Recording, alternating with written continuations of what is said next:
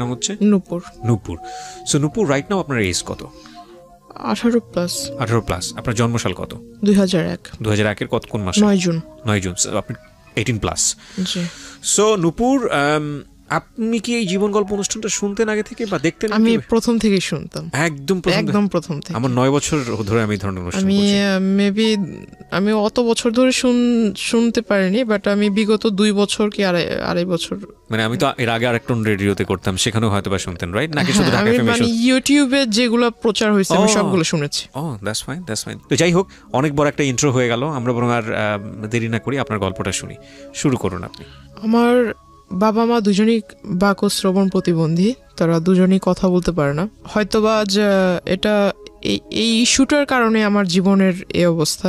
ছোটবেলা থেকে আমি ভালোবাসা কি সেটা পাইনি, বাবা মার ভালোবাসা কি, বড় ভাই বোনের ভালোবাসা কি। আমি আসলে বাক এবং শ্রবণ প্রতিবন্ধী কি তারা জন্ম থেকে ছিলেন নাকি? আমার বাবা জন্মগতভাবে, কিন্তু আমার মা এসএসসি কমপ্লিট করেছে, তারপর একটা পারিবারিক অনুষ্ঠানে তার টাইফয়েড জ্বর হয়। পারিবারিক অনুষ্ঠানে আপনার রং খেলা হচ্ছিল, গ্রামের বিয়ের ভিতরে যেমনটা হয়। তো রং নাক মুখ দিয়ে গিয়ে খুব খিঁচুনি হয়, তারপর টাইফয়েড জ্বর থেকে আসলে তার জবানটা চলে যায়। তারপর অনেক চেষ্টা করা হয়েছিল ডক্টরের কাছে, মানে ততক্ষণ অবধি খুব দেরি হয়ে যায় এবং রংটা টোটালি ব্রেনের সাথে জমে যায়, যার ফলে আর কোনো তাকে ঠিক করার উপায় ছিল না। ঠিক করার উপায় যদি থাকতো তাও 99% তার মৃত্যুর চান্স ছিল, যার জন্য তাকে এভাবেই মানে রাখা হয়। আমি এখানে একটু বলে নিচ্ছি, ওনার মা আছেন স্টুডিওর বাইরে এবং ওনার গল্পের প্রেক্ষাপটে হয়তো ওনার মা আসবেন এখানে যদি প্রয়োজন হয়। শুধু মা না, ওনার ছোট বোনও আছেন। আপনারা ধৈর্য ধরে পুরো ভিডিওটা দেখবেন এবং একই সাথে পুরো অনুষ্ঠানটা আপনারা শুনবেন প্রিয় শ্রোতা। প্রয়োজন হলে আমরা আপনাদেরকে স্টুডিওতে নিব। আই এম সরি, মানে খুব খারাপ লাগছে শুনতে। তো এই কারণেই মূলত আপনার বাবার সঙ্গে আপনার মাকে বিয়ে দেওয়া হয়েছে? না, আমার মা খুবই সুন্দরী ছিল। আপনার মাকে দেখে আমি বুঝেছি উনি টিনেজে আরো সুন্দর ছিল, তার চুলগুলো খুব সুন্দর ছিল। তার জন্য বিএফডিসি থেকে অনেক প্রপোজাল এসেছিল ফিল্মের জন্য, অভিনয় করার জন্য। হ্যাঁ, তো আমার বাবাও ফিল্ম এফডিসিতে কাজ করতো। তো বাবা অ্যাকচুয়ালি, মা ওখানে যেত শুটিং দেখার জন্য যেত, কিন্তু তখনই হয়তো বাবার পছন্দ হয়ে যায়, যেহেতু বাবাও কথা বলতে পারতো না, কিন্তু ওনার সাইন ল্যাঙ্গুয়েজটা খুব ভালো ছিল। আচ্ছা। তো বাবা মাকে দেখে পছন্দ করে ফেলে। এক পর্যায়ে আমার মার পিছু করতে করতে আমার বাড়িতে চলে আসে, সে মানে মুখের উপরে বিয়ের প্রপোজাল দিয়ে ফেলে। কিন্তু এখানে আমার বাবা আসলে এটাকে ভালোবাসা বলে কিনা জানি না, বাবা একটা রং করেছিল, আমার দৃষ্টিতে এটা রং। তার প্রথম বিবাহ হয়েছিল, তার বাবা মা মানে আমার দাদা দাদি ফোর্স করে বিবাহটা করিয়েছিল, যার ফলে ওটা তার মানুষ বলে না যে আমাকে জোর করে বিয়ে দেওয়া হয়েছে, বাবা মার ইচ্ছাতে বিয়ে করলাম। তো আমার বাবাও সেটা করেছিল, কিন্তু সেই ওয়াইফের প্রতি আমার বাবার মন থেকে কোনো ভালো লাগা ছিল না, যার ফলে সে ছোটবেলাটা কাটিয়েছে ঢাকাতে। তো আমার আম্মুকে সে খুব পছন্দ করতো, আর ওটাই আমার আম্মুকে বলা যায় যে আমার আম্মুকে মন থেকে সে পছন্দ করে বিয়ে করেছে। এটা আমার ফ্যামিলির কেউ জানতো না। যখন আমি আমার আম্মুর পেটে, তখন মেবি বিষয়টা একটু ফ্ল্যাশ হয় যে আমার বাবা এখানে রেগুলার আসে, হঠাৎ কোথায় চলে যায়, কোথায় থাকে সে। আস্তে আস্তে যখন আমার জন্ম হয়, তখন আমার আম্মুর বিয়েতে যারা সাক্ষী ছিল বা বাবার ফ্রেন্ড ছিল যারা কথা বলতে পারে না, সেখান থেকে একটা জিনিস লিক হয় যে তার দেশের বাড়িতে ওয়াইফ আছে, তাদের ছেলে মেয়েও আছে। তখন আমার বাবা আসলে এটা টোটালি খোলসা করে সবার কাছে বলে যে আমি আসলে ওকে ভালোবাসতাম, ওকে যদি এটা বলতাম তাহলে তো তাকে বিয়ে করতে পারতাম না। তখন বিষয়টা আসলে ওপেন হয়। তখন আমার মা খুব রাগারাগি করে, এটা স্বাভাবিক, প্রত্যেকটা মহিলাই করবে। মা সুইসাইড করার চেষ্টা করে, তখন বাবা অনেক বুঝায়। তারপর দুই ওয়াইফকেই বাবা ডিসিশন নেয় যে একই সাথে রাখবে, একই ফ্ল্যাট ভাড়া করে একই জায়গায় রাখবে দুজনকে। এটা আসলে তো কখনো বাংলাদেশের ওয়েদারে সচরাচর এরকম হয় না যে দুইজন ওয়াইফ একসাথে থাকবে, রাজি হবে। তো আমার মা কিছুটা মেনে নিয়েছিল, কিন্তু ওনার ওই আগের ওয়াইফটি একটু অন্যরকম ছিল। উনি আসলে, আমার মা যেহেতু কথা বলতে পারতো না, কিন্তু উনি কথা বলতে পারতো।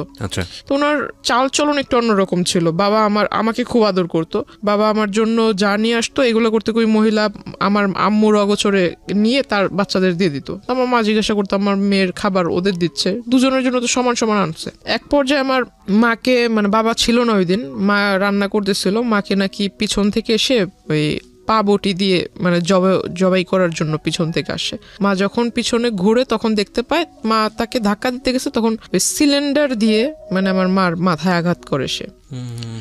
তখন এই বিষয় নিয়ে অনেক ঝগড়াঝাটি হয়। মা এটা নিয়ে একটা মেবি জিডি টাইপের কিছু একটা করেছিল, বাবার সাথে অনেকটা সম্পর্কটা ডিস্টেন্স হয়ে যায়। তারপর আমার নানু মাকে নানুর বাড়িতে এনে রাখে। তখন থেকে আমার জন্মটা আসলে ঢাকায়, আমি তখন থেকে নানুর বাড়িতে। আচ্ছা, দাদার ভালোবাসা কি, দাদুর ভালোবাসা কি, চাচার ভালোবাসা কি, আমি আসলে এগুলো পাইনি। মানুষ বলে না যে কেউ যদি মানুষ হয় দাদার বাড়িতে থাকলেই ভালোভাবে মানুষ হতে পারে, নানা নানির বাসায় থাকলে ওইভাবে মানুষ হওয়া যায় না। আমার সবচাইতে বড় একটা আফসোস হলো যে আমি আমার মাকে কখনো মা বলে রাখতে পারিনি। কেন? কারণ শুনবে কিভাবে সে?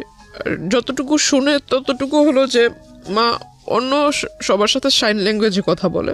আমার যখন খাবারের সময় হয় তখন আমাকে মানে জান্নাত তো বলতে পারে না, তবে নূপুর শব্দটা একটু বোঝা যায় সে যখন বলে, তো নূপুর বলে ডাকে, ওটা আমি বুঝি। আর আমি যদি তাকে যাই বলবো না কেন সে সবই বোঝে। আমি আমার মার বাবার সবার কথা মানে একদম ভালোভাবে বুঝি।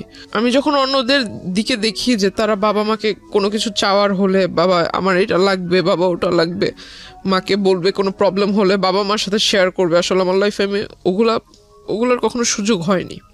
Just because of language barrier. তাছাড়া আমার যেহেতু আমি বড় ছিলাম, আমার পর আমার 3টা ভাই মারা যায়। কি বলো ওটাকে, মানে ডেলিভারি টাইমটা হতো, তখনই আমার আম্মুর মানে জ্বর হয়ে যেত, প্রচুর জ্বর হয়ে যেত। জ্বরের ফলে বেবিটা ভিতরে বয়েল হয়ে যেত একদম। মানে যখন ভূমিষ্ঠ হতো তখন ডক্টর আমাকে দেখিয়েছে, আমার মার হাই প্রেশার, তো আম্মুকে কখন এটা ডক্টর দেখায়নি, 3টা বাচ্চাই দেখায়নি, আমাকে দেখিয়েছে, আমি কোলে নিয়েছি। যখন হাতে টাচ করেছে চামড়াটা উঠালে এভাবে উপরে উঠতো, ভিতরেই সিদ্ধ হয়ে গিয়েছে। তখন আমার খুব ছোটবেলা থেকে আমার বাবার খুব ছেলের প্রতি খুব আকর্ষণ ছিল, যে একটা মেয়ে একটা ছেলে থাকবে। ছোটবেলাটা ওই নানা নানির বাসায় কাটানো। মার ভূমিকা, বাবার ভূমিকা নানা নানি পালন করেছে লেখাপড়া থেকে। মানে আমার এলাকার মানুষ এখনো বলে, যখন আমি খুব রাগারাগি করি বা খুব কষ্ট পাই, তখন আমাকে এখনো বলে যে এই এলাকাটাতে কোনো ফ্যামিলিতে এমন কোনো বাচ্চা নেই যার কোনো মানে সম্পূর্ণ চাহিদা কোনো ফ্যামিলি সম্পূর্ণভাবে মানে পালন করেছে বা দিতে পেরেছে। কিন্তু আমার একটা ফ্যামিলি ছিল, মানে নানুর যেহেতু টাকা পয়সা যাই ছিল মোটামুটি খুব ভালোই ছিল, সম্পত্তি যা ছিল এগুলো আমাদের জন্য বিক্রি করে, তার নিজের ছেলের জন্য না করে আমাদের জন্য সে বিক্রি করে আমাদেরকে খাওয়াইছে। এখনো অবধি মানে আমাদের কোনো কাজ করতে হয় না, বসে বসে খাচ্ছি। মার বিয়ের পর আজ আমার 18+ চলতেছে, প্লাস আমার আম্মু বিয়ের সম্পূর্ণ বয়সটাই তার মার বাসায়। আসলে এগুলো তো আসলে খরচের বিষয় আছে, তাই না? এগুলো কয়জনে করে? এগুলো যদি আমি অ্যাভয়েড করি তাহলে এটা আমি আসলে মানুষ বলে গণ্য হব না, যদি এগুলোকে ভুলে যাই। আমার জন্মের পর যেটা বললাম যে আমার বাবার ছেলের প্রতি একটা আকর্ষণ ছিল, আমার মাকে খুব ফোর্স করলো, যেহেতু 3টা ছেলে মারা গেছে, বাবা খুব রাগান্বিত ছিল। আমার পরপর যে বাচ্চাটা মারা যায় সেটার ফলে আমার বাবার একটা সন্দেহ ছিল যে আমার নানি এটা মেরে ফেলেছে। কারণ আমার নানি ভাবতো হয়তো যে আমার মেয়ে এখানে, আবার একটা নাতনি এখানে, আবার একটা বাচ্চা হলে এটার খরচ কে বহন করবে। আমার বাবার একটা ভুল ধারণা ছিল এটা, আমার মনে হয়।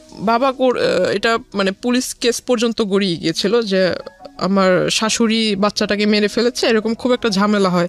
তারপর আমার মা বলে যে এরকম কিছুই না, ওটা একটা দুর্ঘটনা ছিল, অ্যাক্সিডেন্ট। তারপর বাবা খুব ফোর্স করে মাকে পরবর্তী বাচ্চা নেওয়ার জন্য। দুর্ভাগ্যক্রমে মানে হয়ে যায় মেয়ে। দ্যাট মিন আমার যে বোনটা বাহিরে আছে, 3টা বাচ্চা মারা যাওয়ার পরে মেয়ে, 3টা বাচ্চা মারা যাওয়ার পর 16 বছর যখন আমার যখন 16 বছর চলে, তখন আমার এই বোনটা। ওকে, ওর বয়স কত এখন? ওর এখন 4 চলতেছে। যখন আমরা জানতে পারি যে মেয়ে, যে হসপিটালে মেবি চেক আপ করলে বোঝা যায় যে মেয়ে হবে, তাই বিষয়টা আমার মা কেন যেন আমার বাবার কাছে বলেনি। মা হয়তো ভেবেছে এটা বলার পর আমার বাবা নারাজ হবে বা ঝগড়াঝাটি করবে। তো আমি আসলে ওই বিষয়টা বুঝিনি, তখন আমি খুব ছোট। বাচ্চা হলো, আমি খুব খুশি যে আমার 3 ভাই আমি নিজের হাতে দেখেছি তাদের লাশটা, তো আমার একটা বোন হবে, আমি খুব খুশি। যে ভাই না হলো, বোন তো পাবো। বোনটা যেদিন হলো সেদিন হসপিটালে আমি দেখতে গিয়েছি, বাবা বাহিরে ছিল। বাবাকে শুধু পিকচার পাঠিয়েছিলাম, বাবা বারবার জিজ্ঞাসা করেছিল ছেলে হয়েছে না মেয়ে হয়েছে, বারবার এক কথাই জিজ্ঞাসা করতেছিল। বাচ্চাটা এত সুন্দর সেটা আমাকে কিছু বলতেছে না, শুধু বলতেছে যে ছেলে না মেয়ে। তা আমি কিছু বলিনি, আমি বললাম বাবা আমি এগুলো দেখিনি, বাবু হয়েছে খুব সুন্দর, মার কাছে রেখেছে, আমি শুধু এতটুকুই দেখছি। তখন আমার মা আমাকে বুঝালো যে তোমার 3 ভাই মারা যাওয়ার পর তোমার বাবা আমার সাথে অনেক খারাপ ব্যবহার করেছে, এখন তো মেয়ে হয়েছে, দেখবা ওর কপালটা পুড়লো। ও যখন মানে যে 1 মাস 2 মাস হয়ে যায় তখন ওর চুল ফেলবে, বাচ্চাদের ফার্স্ট চুলটা ফেলবে, তখন বাচ্চাদের জন্য যে এক প্যাকেট করা থাকে না যে নানান রকম কসমেটিক্স, তো এগুলো মেবি এক্সপায়ারি ডেট মানে ওভার। তো ওই বাবাও খেয়াল করেনি হয়তো যখন কিনে আনছে, ওকে যখন গোসল করানো হয় তখন ওর মাথাটা একদম মেডিসিনের অ্যাফেকশনে ফুলে মাথাটা এত বড় হয়ে গেছিল, একদম লাল লাল হয়ে গেছে, পুরো মাথার ভিতরে কেমন যেন হয়ে গেছিল। ও একটা না 1 সপ্তাহ অসুস্থ ছিল, হসপিটালে আমরা দৌড়াদৌড়ি করছি। তো হঠাৎ করে আমার বাবা দেশে আসে, কিছুদিন পর বাবা দেশে আসে, বাবাকে বললাম যে এই ঘটনা, বাবা কোথায় বাচ্চাকে দেখবে, কোলে নিবে, মানে এগুলো না হয়ে সে ঢুকেই বলতেছে ছেলে হয়েছে না মেয়ে হয়েছে, মাকে জিজ্ঞাসা করতেছে, মা বলতেছে মাথা নিচু করে মেয়ে হয়েছে। বাবা আমার বোনটাকে কোলে নেয়নি। ওনার আগের ঘরে কি কয়জন ছেলে মেয়ে? তার মেবি 2 ছেলে 1 মেয়ে। তারপরই অবস্থা। হ্যাঁ, ওনার যদি এমন হতো যে না একটা ছেলে নাই, প্রথমত এই আচরণটা ছেলে মেয়ের ক্ষেত্রে করাই উচিত না। দ্বিতীয়ত হচ্ছে যে ওনার তো ছেলে আছে, 2টো ছেলে আছে, তারপর এটা যাই হোক আপনি মেয়ে হিসেবে বলছেন, এটা খুব দুঃখজনক, আসলে আর কিছু বলার নেই। তারপর বোনকে তো এরকম দেখছি। বড় সমস্যা হলো যে আমি ছোট থেকে একাকিত্ব, মানে নিজেকে সবসময় একা করে রাখতাম। এটা আমার একটা, আমি মনে করি যে আমার একটা সবচেয়ে বড় ভুল। ইভেন আমি যখন স্কুলে পড়ি আমি কারোর সাথে মিশতাম না, আর আমার কাছে কেন যেন মনে হতো যে আমার আব্বু আম্মু তো এরকম, কারোর সাথে ফ্রেন্ডশিপ করলে অবশ্যই বাবা আমার একটা টপিকস প্রথমেই আসবে যে বাবা কি করে, মা কি করে। এগুলো শুনলে মানুষ আসলে কোন নজরে আমাকে দেখবে যে ওর বাবা মা কথা বলতে পারে না। আমাদের বর্তমান সমাজের মানুষ যেটাকে বলে বোবা, আর এই জিনিসটা আমার শুনতে খুব খুব খারাপ লাগে, যার জন্য আমি কখনো কারোর সাথে মানে ওইভাবে যদি পরিচয় হয়েও যায়, বাবা মার টপিকস আসলে আমি তার সাথে কথা বলা ক্লোজ করে দিই। তারপর মানে সবার সাথে কথা বলতাম না, একা একা থাকতাম। তো সবাই মনে করতো আমি অনেকটা হিংসুটে বা আমি একটু অন্যরকম, সবার সাথে মিশতে পারি না, আমার ভিতরে জেলাসি কাজ করে। তো আমি আসলে কারো কে আমাকে নিয়ে কি ভাবলো এগুলো আমি কানে দিতাম না। আমার ছোটবেলা থেকেই নামাজের প্রতি একটা আকর্ষণ ছিল, আল্লাহ তাআলার সমস্ত আদেশ নিষেধ এগুলো মেনে চলি ছোট থেকেই। আর আমার ছোটবেলা থেকে কেন জানি যে অ্যারাবিক কালচার যেটা আমার কাছে খুব ভালো লাগে। তো কলেজে উঠলাম, এসএসসির পর যে 3 মাস বন্ধ থাকে, 3 মাসের ভিতরে অনেক ঘোরাঘুরি হয়েছিল, অনেক জায়গায় মানে ঘুরছি। তো হঠাৎ করে একটা বিয়ের প্রপোজাল আসে আমার জন্য। তো ছেলেটা মেবি রাজনীতিতে জড়িত ছিল। তো যখন শুনলাম যে রাজনীতি করে, ঠিক আছে রাজনীতি করে ভালো, বিয়ের পর হয়তো বউকে ভালোভাবে রাখবে, প্রত্যেকটা ফ্যামিলি চায় তার মেয়ে একটা ভালো ভালো ছেলের কাছে বিয়ে হোক। কি করে যেন বাবা খোঁজ নিয়ে দেখে যে ছেলের আসলে মানে ব্যাকগ্রাউন্ড ভালো না, নেশা টেশা করে, তো এজন্য ওটা রিজেক্ট হয়ে যায়। তারপর ওই ছেলেটা করে কি, মানে রিজেক্ট তো আমার বাবা মানে বললো, বাবার দ্বিমত ছিল। তো ওই ছেলেটা আসলে মানে পরে একটা আমার এলাকাতে ওর পরিচিত কোনো লোক টোক দিয়ে পরে বলে যে আমার নাকি মানে বিয়ের মানে সাংসারিক জীবনে যাওয়ার মতো আমার ভিতরে মানে কি বলে এটাকে সক্ষমতা বা এরকম কিছু নাই।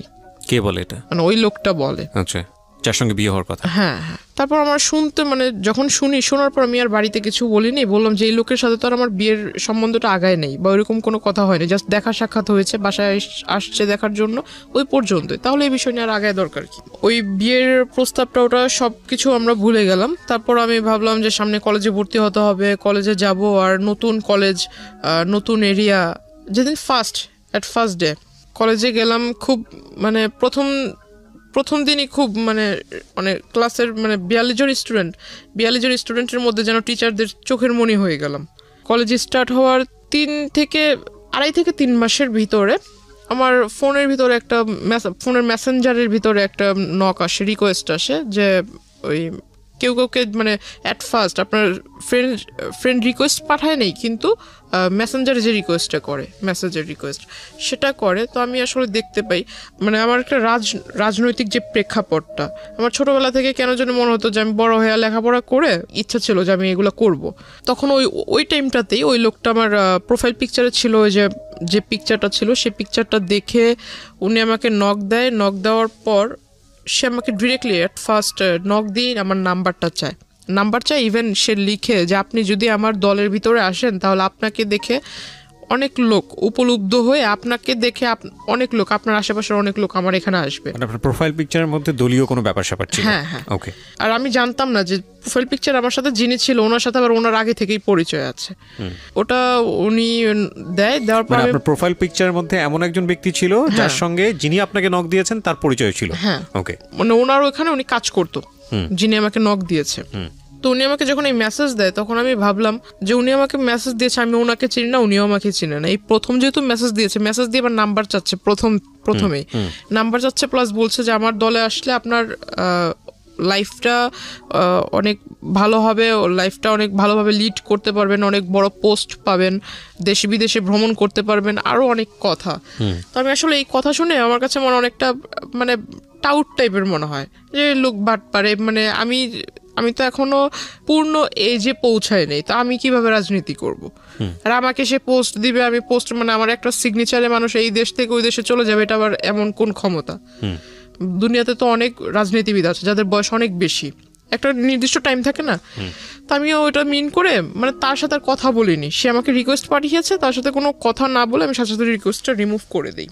অনেক দিন যায়, সে আবার অন্য একটা আইডি থেকে রিকোয়েস্ট মানে ওইভাবে রিকোয়েস্ট করে সেম কথা বলে, তখন আমি বুঝতে পারি যে অন্য আইডি হলে কি হবে, লেখা তো সেম, নাম্বারটাও সেম, আমি ওটা রিমুভ করে দিই। তারপর সে আমাকে সে একটা কাজ করেছিল যে আমার ফেসবুকের ভিতরে যে পিকচারগুলো আমি আপলোড দিতাম সেগুলো সবকিছু পাবলিক ছিল, পাবলিক থাকলে মেবি লাইক টেক বেশি আসে এরকম কিছু। আমি আসলে বুঝতাম না যে পাবলিক থাকলে, পাবলিক অনলি মি থাকলে পিকচার মেবি দেখতে পারবে না, অনলি মি থাকলে শুধু আপনি দেখতে পারবেন, ফ্রেন্ডস থাকলে আপনার লিস্টে যারা আছে তারা দেখতে পারবে, ফ্রেন্ডস অফ ফ্রেন্ড থাকলে তাদের ফ্রেন্ডরা দেখতে পারবে। প্রোফাইল গার্ডের যে সিস্টেমটা, এটা তো মেবি ইনস্ট্যান্ট হয়েছে। তো তখন প্রোফাইল পিকচারে ওইরকম লকটক সিস্টেম ছিল না, পিকচারটা সে ডাউনলোড করে রেখেছে, ডাউনলোড করে মেবি ওই যে প্রিন্ট আকারে বের করেছে। তারপর আমার ওখানে ইউনিফর্ম পরা কিছু ছবি ছিল, ইউনিফর্মের সাথে আপনার যে আইডি কার্ডের যে লেসটা হয়, লেসের ভিতরে কলেজের নাম ছিল, সে সমস্ত কিছু ডাউনলোড করে মানে টোটালি অ্যাডভান্স ছিল, কোন পিকচারে কত মানে কোন ডেটে কোন পিকচার ছেড়েছি, আজকে একটা পিকচার ছেড়েছি, যে কমেন্ট করেছে সে কালকের পিকচার করেছে, হ্যাঁ সমস্ত কিছু সে নোট করেছে, প্লাস স্ক্রিনশট রেখেছে কারা কারা মানে রেগুলার কমেন্ট করে, লাইক করে, প্লাস ওইখানে আপনার লাইক, কমেন্ট অ্যান্ড স্মাইলি দেওয়ার সিস্টেম আছে, লাভ চিহ্নর মেবি একটা রিঅ্যাকশন আছে, ওইরকম কারা কারা দেয়, হ্যাঁ সমস্ত কিছু। সে একটা মানে তার একটা স্বভাব ছিল কি সবকিছু লিখে, মানে কাগজ কলম তার কাছে মানে সবকিছু লেখার ভিতরে সে এক্সপার্ট ছিল। তো এরকম নোট করে রাখে, ছবি টবি প্রিন্ট করে রাখে, যা যা ছবি ছিল সমস্ত ছবি সে ডাউনলোড করে। তারপর যে কলেজের ছবিটা ছিল সেই ছবিটা নিয়ে আমার কলেজে যায়, কলেজে যাওয়ার পর এটা খুঁজে, কলেজের ওইখানে আমাদের সিস্টেম ছিল যে বাহিরের কেউ আসতে পারবে না, প্লাস কোনো গার্ডিয়ান ভিতরে আসতে পারবে না, গার্ডিয়ান যদি আসে তাহলে গেটের বাইরে থাকতে হবে, টাইম হয়ে যাবে ছুটির তখন নিয়ে যাবে। তো সে করতো কি, যে কলেজ গেটের এখানে যারা পাহারাদার থাকতো, আনসার টাইপের কিছু লোক ছিল, তো এদেরকে পিকচার দেখাতো। এখন স্টুডেন্ট অনেক, কয়জন রে ওই দারোয়ানরা মনে রাখবে, তো এটা আসলে পসিবল হয় না। সে করতো কি, রোডের ওই পার অপোজিটে ছিল আপনার ছোট একটা ক্যাফে শপ, সেখানে মানে আমি কখন আসলে যেতাম না, তো ওইখানে এসে মানে ভিতরে গ্লাস সিস্টেম ছিল, ভিতরে বসে বাইরে দেখা যাবে কিন্তু বাইরে থেকে কেউ বুঝতে পারবে না যে ভিতরে কেউ আছে কিনা, এমন সিস্টেম ছিল। তো সে ভিতর থেকে আমাকে ফলো করতো, ইভেন সে দারোয়ানকে আর ওই ক্যাফের ওই যারা সার্ভিস করে, সার্ভ টার্ভ করে, ওয়েটার, এদেরকে মানে টাকা দিয়ে রেখেছিল। যে এটা তো আপনি একদম পরে গিয়ে জেনেছেন, ইনিশিয়ালি তো আপনি এগুলো জানতে পারেননি, যখন তার সঙ্গে আপনার পরিচয় হয়েছে বা সামথিং, আমি গেস করছি যে কিছু একটা হয়েছে, ইনিশিয়ালি আপনাকে নক করলো কিভাবে সেদিকে একটু জান প্লিজ। হ্যাঁ, তো মানে তার সাথে আমার কিভাবে পরিচয় হয় এটা সেই জায়গাটাই জান। আচ্ছা, তারপরে কি তো আপনি জানতে পেরেছেন এগুলো আমি ফলো করি, মানে সে যে দোকানে বসে থাকতো তখন আমি এটা ফলো করছি বেশ কয়েকদিন, কারণ যে তার প্রথম আইডি থেকে যখন আমাকে নক করে সেখানে পিকচার ছিল পাসপোর্ট সাইজ, মানে সে আরো মেবি আরো 10 বছর আগে পিকচার তুলেছিল সেই পাসপোর্ট সাইজের ছবি, কিন্তু সে বর্তমানে যেরকম দেখতে এমন কোনো পিকচার ছিল না। আর তার প্রোফাইলে যেহেতু তার সাথে আমার ফেসবুক ফ্রেন্ডশিপ ছিল না, তো তার ওইখানে ঢুকে জাস্ট তার অতীতের যে কিছু কিছু পোস্ট সেটা দেখতে পাচ্ছিলাম, রিসেন্টলি যে পোস্টগুলো আপলোড করেছে এগুলো দেখার কোনো সুযোগ ছিল না আমার জন্য। পিকচারে যেটা দেখেছিলাম, প্রোফাইল পিকচারে কিছু কিছু আইডিয়া ছিল, যদি আমি তার ওই ড্রেস আপ বাদ দিয়ে শুধু ফেসটার দিকে ফোকাস করি, গুগলস বাদ দিয়ে যদি ফেসটাকে দেখি, তো কিছুটা মিল পাচ্ছিলাম। এই লোক আমাকে নক করেছিল, আর এই লোকটাই প্রতিদিন এভাবে এই জায়গায় দাঁড়িয়ে থাকে, এভাবে আমার দিকে তাকিয়ে থাকে, অনেক মেয়েই তো আছে, সে আমাকে দেখে দেখে মুস্কি হাসির মানে কি, তাই না? এটা কিছু কিছু তো বুঝতে পারি। তাকে ওটা দেখলাম, অনেকদিন লক্ষ্য করলাম, হঠাৎ একদিন সে আমাকে ডাকে, আমাকে আমার নাম ধরেই ডাকে, প্রোফাইলে যে নাম ছিল সে নাম ধরে ডাকে, তখন আমি মানে একদম শিওর যে এই লোককে তো এতদিন আমি সন্দেহ করছিলাম, আসলে সে আমার জন্য এখানে আসছে, এটা তখন বুঝতে পারলাম। তারপর ওই দিন আর তাকে রেসপন্স দেইনি। কিন্তু ইন দ্য মিন টাইম নিশ্চয়ই আপনার ওই লোকটার সঙ্গে কোনো কথোপকথন হয়েছে না, যে কারণে সেখানে আসছে, নাকি শুধুমাত্র হাই হ্যালো? সে ওই ছবি দেখে হাই হ্যালো ছবি দেখি সে আপনাকে ফলো করছে? মানে সে তো আমাকে নক করেছে ফেসবুকে অনেকবার, কিন্তু আমি তাকে রেসপন্স দেইনি। আচ্ছা, সে ওই পিকচার দেখেই মানে কনফার্ম হওয়ার জন্য এখানে আসছে। ওকে। প্লাস সে করেছে কি, যে কয়দিন আমার সাথে মানে প্রথম দিকে আমার সাথে যখন কথা বলার চান্সটা হয়নি, সে করেছে কি আমার সাথে যাদের পিকচার ছিল আপলোড করেছিলাম, যারা সেকেন্ড ইয়ারের স্টুডেন্ট ছিল, এদের সাথে একটা ভালো কম্বিনেশন করে ফেলেছে। কিভাবে কম্বিনেশন করেছে, সে পরিচয় দিয়েছে সে আমার দাদু, আপন দাদু। আমার বাবা মা দেশের বাইরে থাকে। আর আমি যেটা করেছিলাম, আপনাকে প্রথমে বলেছিলাম যে আমার অ্যারাবিক কালচারের প্রতি একটা মানে কি বলে এটা, ঝোঁক ছিল, ভালোবাসা ছিল। মানে ওটা আমি মেনটেন করতাম আর কি। তো আমি করেছিলাম যে যারা, তখন আমি আসলে বুঝতাম না, আইডিটা যেহেতু আমার ক্লাস 8 থেকে শুরু, তো আমি আসলে বুঝতাম না। আমি অনেকেরই দেখেছি যে ফেক আইডি তৈরি করে, তখন বুঝতাম না ফেক আইডি কি। অনেকে অনেক রকম ডিটেলস দেয় যে আমি থাকি এখানে কিন্তু অ্যাড্রেস দেয় অন্য জায়গার। তো আমি যেহেতু অ্যারাবিক কান্ট্রি লাইক করতাম, তো আমি করেছিলাম কি যে ইউনাইটেড মানে আপনার দুবাইয়ের একটা অ্যাড্রেস দিয়েছিলাম, স্কুলও ওইখানকার দিয়েছিলাম। তো আমি মানে আরবিতেও ভালো, ইংরেজিতে মোটামুটি ভালো, বাংলায়ও ভালো। তো আমার মানে এটা দিলে কে এটা দেখতে আসবে, আমার ধারণা ছিল এরকম। আর আইডিটাও খুলে দিয়ে ছিল আমার এক ভাগিনা, তো আসলে পাসওয়ার্ড টাসওয়ার্ড সবও জানতো। এগুলোর প্রতি এটা যে আসলে ইম্পর্টেন্ট এটা আর আমার মাথায় ছিল না। সে ওই জিনিসটা আসলে নোটিস করেছে যে আমি দুবাইয়ের নাগরিক, আমার বাবা মা ওখানে থাকে, সেও এটা পরিচয়।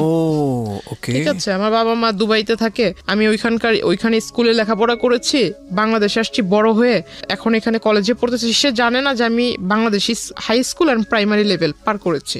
সে মনে করছে আমি দুবাইতে লেখাপড়া করেছি, দুবাইয়ের নাগরিক, সিটিজেনশিপ আছে। তার ফিলিংস ছিল এরকমটা। তো সে করে কি, সেকেন্ড ইয়ারের যে মেয়েরা ছিল তাদের সবার কাছ থেকেই মানে সে ডিটেলস নেয় যে আমি আসলে কোন টাইমে কলেজে আসি, আমার সাথে আসলে কারো অ্যাফেয়ার আছে কিনা, আমি যখন কলেজে আসি কোনো ছেলে টেলে আমাকে আগায় দিতে আসে কিনা, এভরিথিং ডিটেলস সে নেয়। প্লাস আমার কোনো গার্ডিয়ান কোনোদিন কলেজে এসেছে কিনা। তখন 2-1 মেয়ে বলে যে হ্যাঁ ওর সাথে তো একজন মহিলা এসেছিল, দ্যাট মিন আমার মার কথা, একজন মহিলা এসেছিল, সাথে বেবি ছিল। তো ওই লোক বলছে যে ওর মানে কোন মহিলা এসেছিল আইডিয়া আছে কিনা। তো আপনার সঙ্গে এগুলো আপনি জেনেছেন কিভাবে? মানে ওই মেয়েদের কাছ থেকে। আচ্ছা, ওই মেয়েরা এসে আপনাকে নক করেছে? মানে ওরা ওই মেয়েদের সাথে, আমার সাথে তো তার কথা হচ্ছে না, কিন্তু ওই মেয়েদের সাথে সে ভালো একটা কন্ট্রিবিউশন করে ফেলছে। সো পরবর্তীতে মেয়েরা এসে আপনাকে এটা বলেছে? আমাকে বলেছে, মানে যেমন গতকালকে ঘটনা ঘটেছে, আজকে এসে বলছে যেরকম একজন তোমাকে খোঁজ করছিল। ওকে, আমাকে বলছে, পরে আমি জানতে পারলাম। তো ওরা বলছে যে ওর মা, তো উনি বলছে যে ওর মা কিভাবে হবে, ওর মা বাবা তো দুজনেই দুবাইতে থাকে, আমি ওর দাদু, আপন দাদু, আমি শুধু বাংলাদেশে। ওর সমস্ত দেখাশোনা সমস্ত কিছু আমি করি, ওর লেখাপড়ার খরচ বাবদ সবকিছু আমি বহন করি, বাবা মা বাইরে থাকে। তখন আমাকে বললো যে তুমি ওই দিন যে মহিলা আসছে, তো আসলেই কি উনি তোমার আম্মু? তো আমি বললাম হ্যাঁ, এতে সন্দেহ আছে নাকি। পরের দিন আমি আমার মাকে বোনকে, নানুকে বললাম যে তোমরা একটু কলেজে আইসো, আমার টিফিন পিরিয়ডের পরে কলেজে এসো। তারা গিয়েছে, তখন আমি সবাইকে দেখালাম যে আমার আম্মু, এটা হলো আমার নানু। তো সবাই বলতেছে তুমি এত স্মার্টলি চলাফেরা করো, তোমার নানু এরকম কেন? এখন কাউকে আর বুঝাইতে পারি না যে আমার নানু তো হলো গ্রামের মহিলা, কারণ সে যেভাবে চলা পছন্দ করে সে ওভাবেই চলবে। তো সবার ভিতরে একটা ডাউট ছিল যে আমি হয়তো মানে একদম লোয়ার ক্লাস, মিডল ক্লাস যেমনটা থাকে, মিডল তো একটু উচ্চবিত্ত, মেবি মধ্যবিত্ত, লোয়ার ক্লাসে যেমন থাকে, যে ওইখান থেকে উঠে এসে হয়তো একটু পাট নিচ্ছি, এমন একটা ধারণা ছিল। কারণ ওই যে আমার দাদু সেজেছে, সে অনেক কিছু মিসআন্ডারস্ট্যান্ডিং তাদের ভিতরে তৈরি করে দিচ্ছে। তো এখন সবাই আমাকে একটু অন্য নজরে দেখছিল যে আমি আসলে মিথ্যা বলছি, এটা সেটা। সবাই একে অপরের সাথে মানে একটু উকি ঝুঁকি করে কথা বলছিল। আমাকে যখনই কেউ দেখে তখনই আমার সামনে একজন আরেকজনের কানে কানে কথা বলে, তখন আমার কাছে একটু সন্দেহ হলো। এই গতকালকে ওই লোকের কথা শুনলাম, ওই লোককে সন্দেহ করতেছিলাম, সন্দেহটা বাস্তবায়ন হলো। আবার এখন এরা আমাকে, এতদিন এরা আমার সাথে কথা বলার জন্য সামনে আসতো, গায়ে পড়ে কথা বলবে, আমি কথা বলতাম না। এখন মানে এরাই আমাকে দেখে মানে একজন আরেকজনের কানে কানে কথা বলছে, নিশ্চয়ই মেবি বাজে কিছু। তখন জানতে পারলাম, জিজ্ঞাসা করলাম সেকেন্ড ইয়ারের একজনকে, যা জিজ্ঞাসা করলাম যে কি হয়েছে, তোমরা তো আমার মানে তোমরা পারো না আমাকে তোমাদের ক্লাসে টাইনা নিয়ে যায় মানে একসাথে বসায় রাখ, তো তোমরা এখন আমার কাছ থেকে দূরে দূরে সরছো, আমার সাথে কথা বলছো না, কারণ কি? তখন আমাকে তাদের ফোন বের করে দেখালো, এই যে দেখো। দেখে আসলে খুব রাগ হয়েছিল, দেখলাম যে একটা ফেক আইডি তৈরি হয়েছে খুব রিসেন্টলি, মানে এক মাস এরকম হবে। সেখানে লেখা তার নাম অর্ধেক, আমার নাম অর্ধেক। প্রথমে তার নামের অর্ধেকটুকু, পরে আমার নামের অর্ধেকটুকু মিলিয়ে একটা আইডি তৈরি করেছে। এখন একটা পিকচার যে কিছু কিছু সহজ যেগুলো বোঝার উপায়, যে আপনার সফটওয়্যার আছে যে কলেজ মেকার বলে, যাই হোক, ওই পিকচার মানে এই পাশে একটা ছবি বসানো, এই পাশে একটা ছবি দেখাই যাচ্ছে, বুঝতেই পারতেছি যে এখানে একটা বসেছে, এই জায়গায় একটা এডিট করা হয়েছে। তো আসলে এটা ওরা সেকেন্ডারি স্টুডেন্ট, ওদের মাথায় কেন ঢোকে নেই আমি জানি না। তখন আমি বললাম এটা তো তোমরা নিজেরাই দেখছো যে পিকচারটা এরকম করে বসানো হয়েছে, তো এটা আসলে যেভাবে বলছো এরকম তো ঠিক না। আর তোমরাই বলতেছো ওই লোক তোমাদের কাছে পরিচয় দিচ্ছে আমার দাদু, তারপরে এখানে লেখা যে হাজব্যান্ড ওয়াইফ, তাহলে তোমরা এটা কিভাবে মানছো? ওইখানে লেখা ছিল হাজব্যান্ড ওয়াইফ। হ্যাঁ, হাজব্যান্ড ওয়াইফ, তার সাথে আমার অনেক আগের থেকে রিলেশন, সে আমাকে বিয়ে করবে, বিয়ে করে নাই, বিয়ে করবে, কিন্তু হাজব্যান্ড ওয়াইফ। ওই যে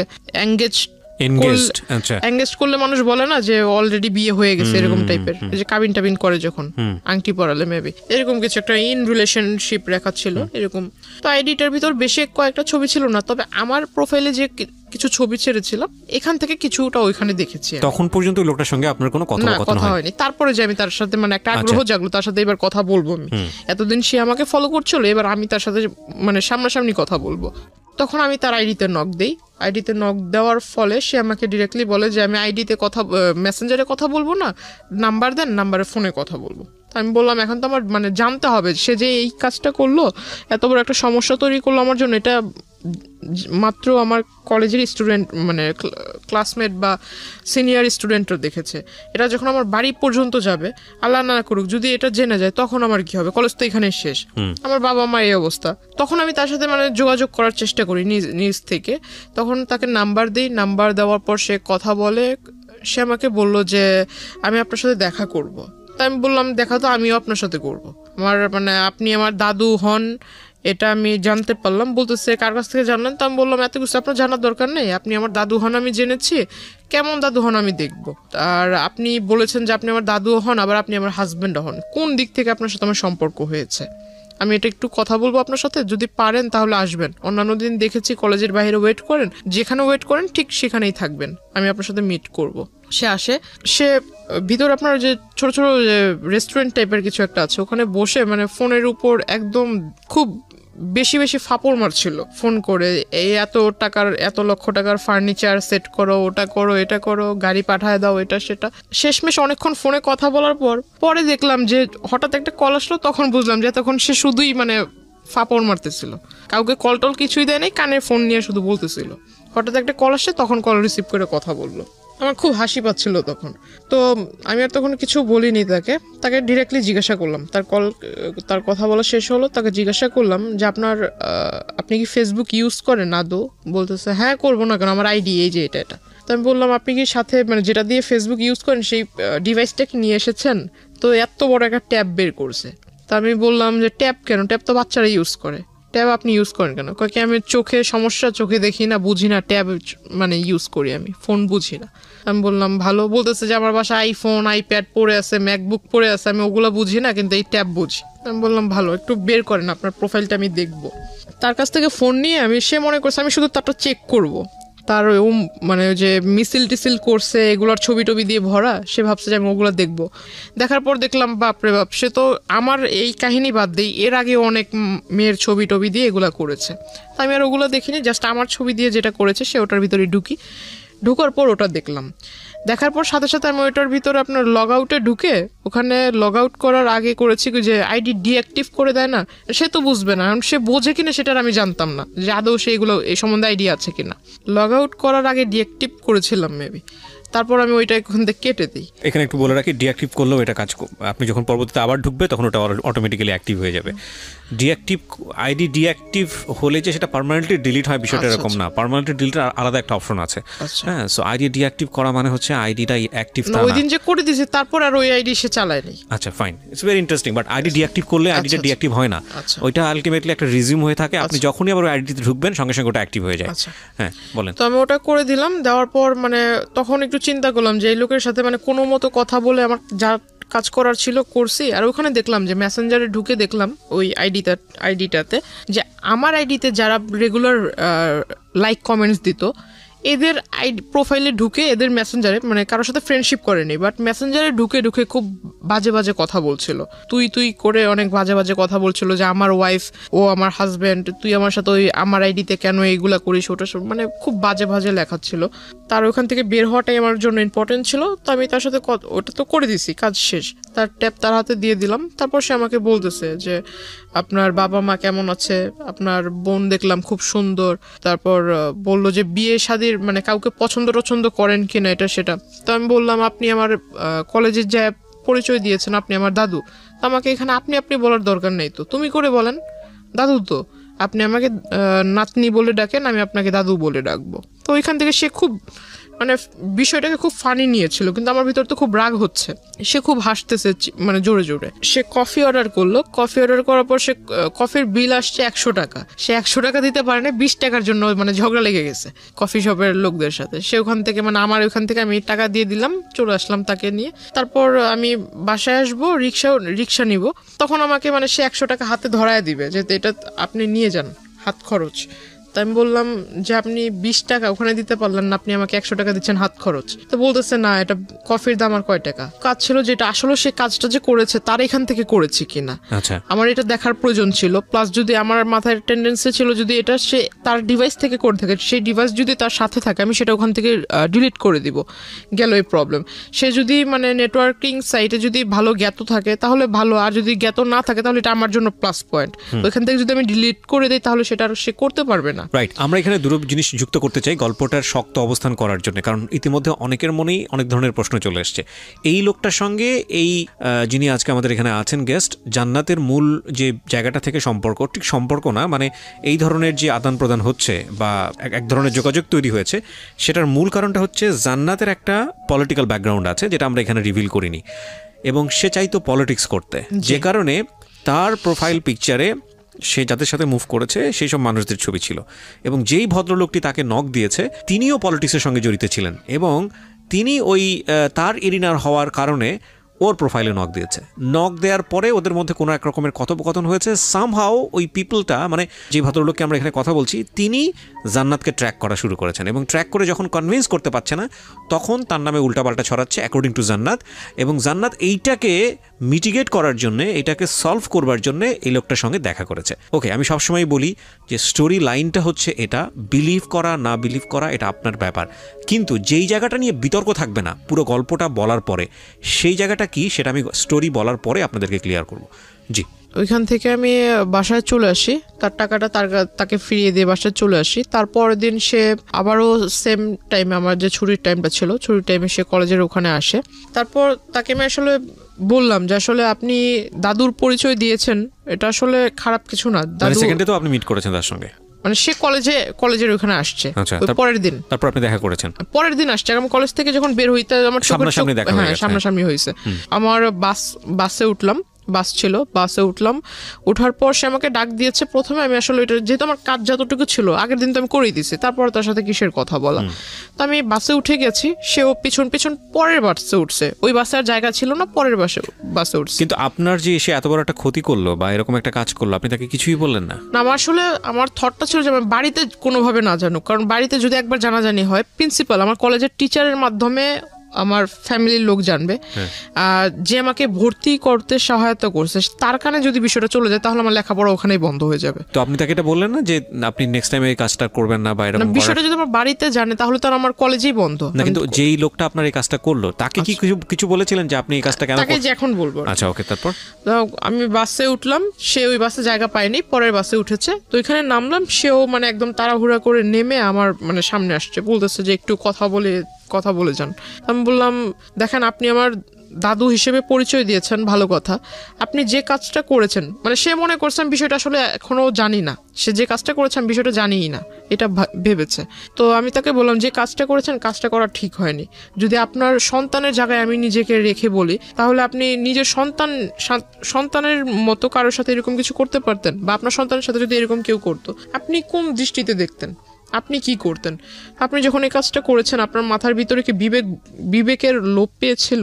সে বলতেছে আমি এমন কি কাজ করেছি, আমি তো এমন কিছু করিনি। তখন আমি আমার ফোন থেকে ওই আইডিটা বের করে তাকে দিলাম, এটা কি করেছেন?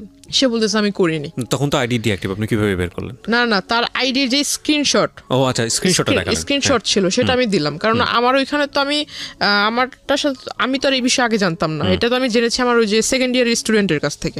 তো আমি এটা দেখালাম, দেখানোর পর বলতেছে না আমি এটা করিনি, এটা হয়তো অন্য কেউ করছে। তো আমি বললাম আপনার আর আমার সম্পর্ক কি, এটা আমি নিজেই জানি না। আপনার আর আমার এমন কোন রিলেশনশিপ বা আপনার সাথে আমার কবে পরিচয় হয়েছে? ফাইন, এখন আমি পরিষ্কার হচ্ছি। মানে আলটিমেটলি আপনি যে ওনার কাছ থেকে আপনার এই ফলস আইডিটা ডিলিট করবেন এটা উনি জানতো না আগে থেকে, আপনিও জানাতে চাননি, কারণ আপনি টেকনিক্যালি উনি হয়তো ভাবছে যে আমি এই সম্পর্কে জানিই না। রাইট, সো আপনি খুব টেকনিক্যালি জিনিসটা ডিলিট করে দিতে চাইছেন। Okay fine. আমি তাকে যখন দেখাই স্ক্রিনশটটা, সে বলতেছে যে না আমি এটা করিনি। তো আমি বললাম যে দেখেন, মানুষ মানেই মরণশীল, মরতে হবে। আর আপনি যেভাবে মানে ডায়লগ মারেন এগুলো আসলে আমার সামনে, আমি আসলে যেটা বললাম যে আমি স্ট্রেট ফরওয়ার্ড কথা বলি, এতে যদি কারো খারাপ লাগে আমার কিচ্ছু যায় আসে না, খারাপকে আমি খারাপ বলবো। আমি তাকে মুখের উপরে বলছি যে এইসব ভণ্ডামি ছেড়ে ভালো হন, রাজনীতি করেন বলে যে আপনার প্রভাব আমাকে খাটাবেন বা আপনি আমাকে উমুকের ভয় দেখাবেন, আমি কিন্তু এতে ভয় পাবো না, আর এইসব কথা আমাকে বললেন না। আর যে কাজটা করেছেন কাজটা মোটেও ঠিক হয়নি, আপনাকে আমি সাবধান করব কিভাবে সেটা জানি না, তবে আমি আপনাকে অ্যালাউড করব যে আপনি এই কাজটা কখনো করেন না। আপনার কাছে একটা রিকোয়েস্ট থাকবে যে আমার কলেজের এখানে সেইভাবে মানে মানুষের সামনে নাম ধরে ডাকা, জিনিসটা আমার নিজের কাছেও খারাপ লাগে, আর অন্য 10 জন দেখলে সে তো ভালো কিছু ভাববে না খারাপ ছাড়া। যেহেতু আমি মেয়ে, ছেলে হলে এক কথা। বয়সে উনি কি দাদুর মতোই ছিল? 65। ও ওকে, উনি 65, আপনি 16 তখন, রাইট। কিন্তু সে নিজেকে মানে সে আমার সাথে যখন মিট হয় তখন নিজেকে মানে একদম ওই যে টিনেজারদের মতো, মানে কেউ ড্রেস আপ চেঞ্জ করলে তো আর সে টিনেজার হবে না। ওকে, বোঝা যায় আর কি জিনিসটা। হ্যাঁ, ওই ড্রেস আপ হ্যাঁ ওইরকম ড্রেস আপ করে আসতো। এগুলো তাকে বললাম, বলার পর সে আসলে হেসে উড়াইয়া দিল। মানে সে বলতেছে যে ঠিক আছে, তাহলে যেহেতু তুমি সবকিছু জানতে পেরেছো আর আমি একটা ভুল করেছি, তাহলে এটা কিভাবে মাফ চাইবো? সবার সামনে এই মানে এই মুহূর্তে রাস্তায় সবার সামনে কি পা ধরে মাফ চাবো? আমি বললাম যে এটা আপনি মূর্খর মতো কথা বলেন কেন? এমন একটা কাজ করেছেন, আপনার তো মানে লজ্জিত হওয়া উচিত, লজ্জা পাওয়া উচিত। আপনি আমাকে ভালোভাবে বলতে পারেন যে আমার ভুল হয়েছে, আমি জিনিসটা ভুল করে ফেলছি। আর আপনি যেভাবে বলছেন এটা তো আসলে মানে ভালো মানুষের মতো কথা হচ্ছে না। তাকে বলার পর তারপরও তার কোনো মানে ফিলিংস ছিল না যে আমি একটা অন্যায় করেছি। এটা তাকে আমি ওইখান থেকে আমি চলে আসি, তার সাথে আর কথা বলিনি। পিছন থেকে অনেক ডাক ছিল, আমি আর তার কথা সাড়া দিইনি, রিক্সায় করে চলে আসি। তার পরের দিন সে আসেনি। ওই দিন আমার কিছু মানে ক্লাসমেট ওরা আবার ওই যে আসার সময় আপনার ওইখানে স্ট্রিট হকাররা বসতো, আবার স্ট্রিট ফুড টুটও ভালো ছিল। তো ওরা করতো কি ওইখানে একটা ঢালে এসে খাবার খেত, আইসক্রিম টাইসক্রিম এগুলো সবাই আড্ডা দিত। তো আমাকে বলতেছে যে ঠিক আছে চলো, আজকে তোমার সাথে তো আমাদের ওইভাবে পরিচয় হয়নি বা ওইভাবে কথা হয়নি কখনো, আমাদের সাথে চলো একটু, আধা ঘন্টা লেট হলে কিছু হবে না। তো আমার বাড়ি থেকে একটা ছিল, যখন কলেজ ছুটি হয়ে যাবে তার আধা ঘন্টার ভিতরে বাড়িতে থাকতে হবে। এখন সব সময় তার এটা পসিবল হয় না, কারণ রাস্তা যদি জ্যাম থাকে আধা ঘন্টা একটু ওভারও হইতে পারে। একটু ওভার হইলে আমার বাসা থেকে আবার একটু রাগারাগি করতো, অন্য কিছু ভাবতো। তো আসলে পরে আমি ওই দিন একটু দেরি হয়ে গেছিল, ওই দিন 2টার মতো বেজে যায়। তারপর আমি বাসা থেকে ওইখান থেকে রিক্সা নিয়ে বাসায় চলে আসি। বাসা থেকে জিজ্ঞাসা করলো, পরে বললাম এই কাহিনী। তখনও অবধি শুধু যেহেতু আমি ছোটবেলা থেকে সবকিছু আম্মুর সাথে মানে যে সাইন ল্যাঙ্গুয়েজে আমার কোনো কিছু যেটা করতে যাব বা কোনো কিছু করার একটা স্টেপ নিয়েছি আম্মুর সাথে শেয়ার করতাম, কারণ আমি জানি যে আমার আম্মু আমি যা বলবো সেটা শুধু ভালো হলে আমাকে একটা ভালো সাজেশন দিবে, খারাপ হলেও বুঝাবে, কিন্তু কারোর সাথে এটা লিক করবে না। তো বাবার সাথে আমার সম্পর্ক ভালো, কিন্তু বাবার সাথে শেয়ার করার সাহস ছিল না। মার সাথেই করতাম। তো মাকে আমি অলরেডি বলে দিছি বিষয়টা, ছবি টবিও দেখালাম যে মা এই লোকে এই ঘটনাগুলো করছে। তো মা আমাকে বললো যে তুমি কলেজে যাবা, ড্রেস আপ, যেহেতু ওইখানে আবার বোরকার এলাও ছিল না, কলেজ ড্রেসের কালারের বোরকা এলাও না, ড্রেস আপ পরে যেতে হবে, কলেজ ড্রেস পরে যেতে হবে।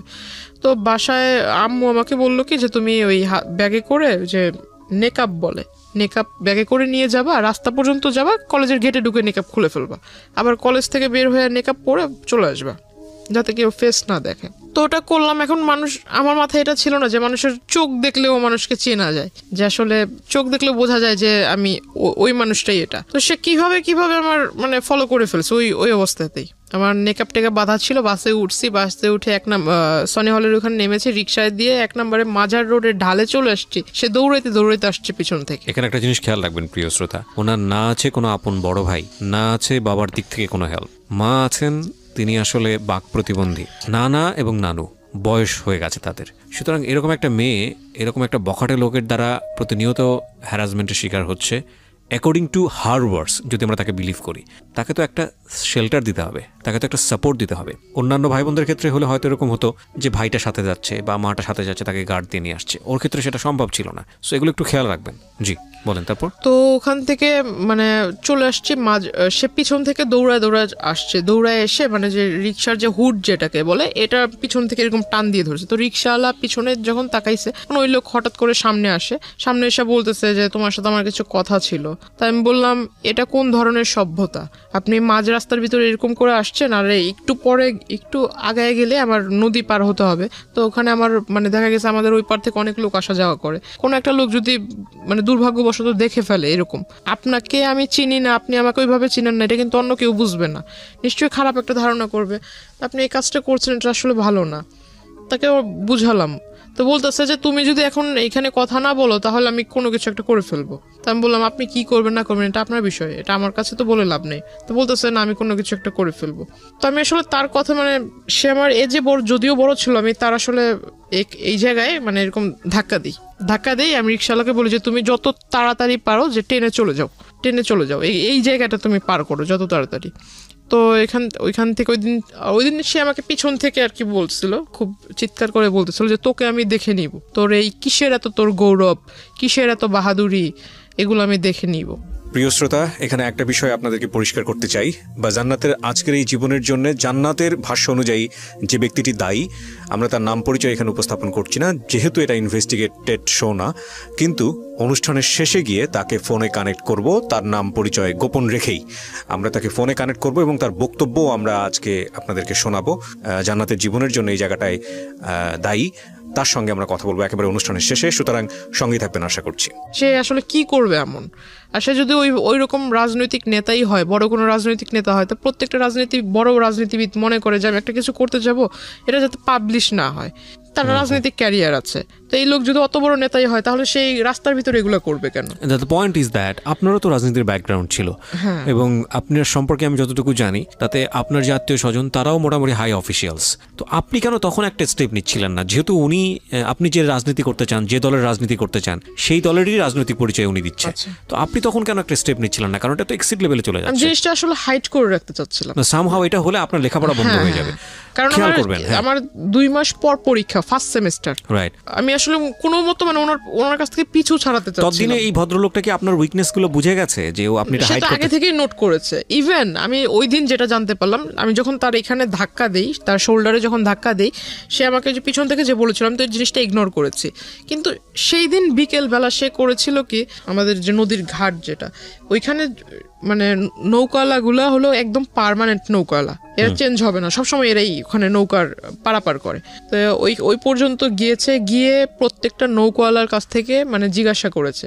তো ওদের কাছ থেকে আমার ইনফরমেশন নেয়, আমার বাড়ি কোথায়, আমার বাড়িতে কে কে আছে, আমার বাবার বাড়ি কোথায়, মার বাড়ি কোথায়, হাবিজাবি সমস্ত কথা সে কালেক্ট করে। প্লাস আমার ছোটবেলা থেকে মানে আমি ছোটবেলায় কি করতাম না করতাম সমস্ত কথা সে এগুলা কালেক্ট করে।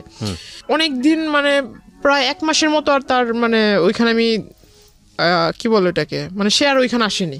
তার মানে আমার কাছে খুব ভালোই মনে হচ্ছিল যে মানে এতদিন পর আমি একটা খুব মানে এখন ভালোভাবে যাতায়াত করতে পারবো, কোনো প্রবলেম নেই। তখন আমি মেকআপটা ইউজ করা বাদ দিয়ে দিলাম, যেহেতু আসছে না, হয়তো সে আসবেই না, ওইরকম একটা ধারণা ছিল। তো আমি খুব তখন থেকে আসলে যে 2-1টা মেয়ের সাথে আর কি মিশতে শুরু করলাম, ক্লাসমেট। আমি মানে তাদের সাথেই মিশতাম যারা দেখতাম যে একটু মানে ফ্যামিলি দিক থেকে একটু মানে একটু লো টাইপের, বা আমাকে নিয়ে কেউ তুচ্ছতা ছিল না।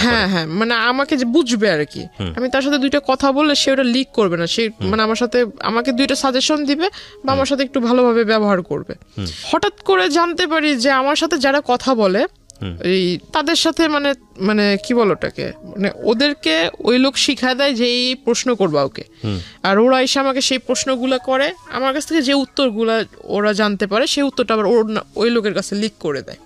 আসলে এটা আমার জন্য ব্যাড লাগছিল কিনা জানি না, ভালোভাবে পরীক্ষা কেটে গেল। তো আমার মানে সবচেয়ে খারাপ লেগেছিল যে পরীক্ষার রেজাল্টগুলো খুব খারাপ হয়েছিল, মানে পাস মার্ক যতটা ছিল পাস মার্ক উঠেছে, বাট নাম্বারটা ওইরকম মানে মন মতো হয়নি।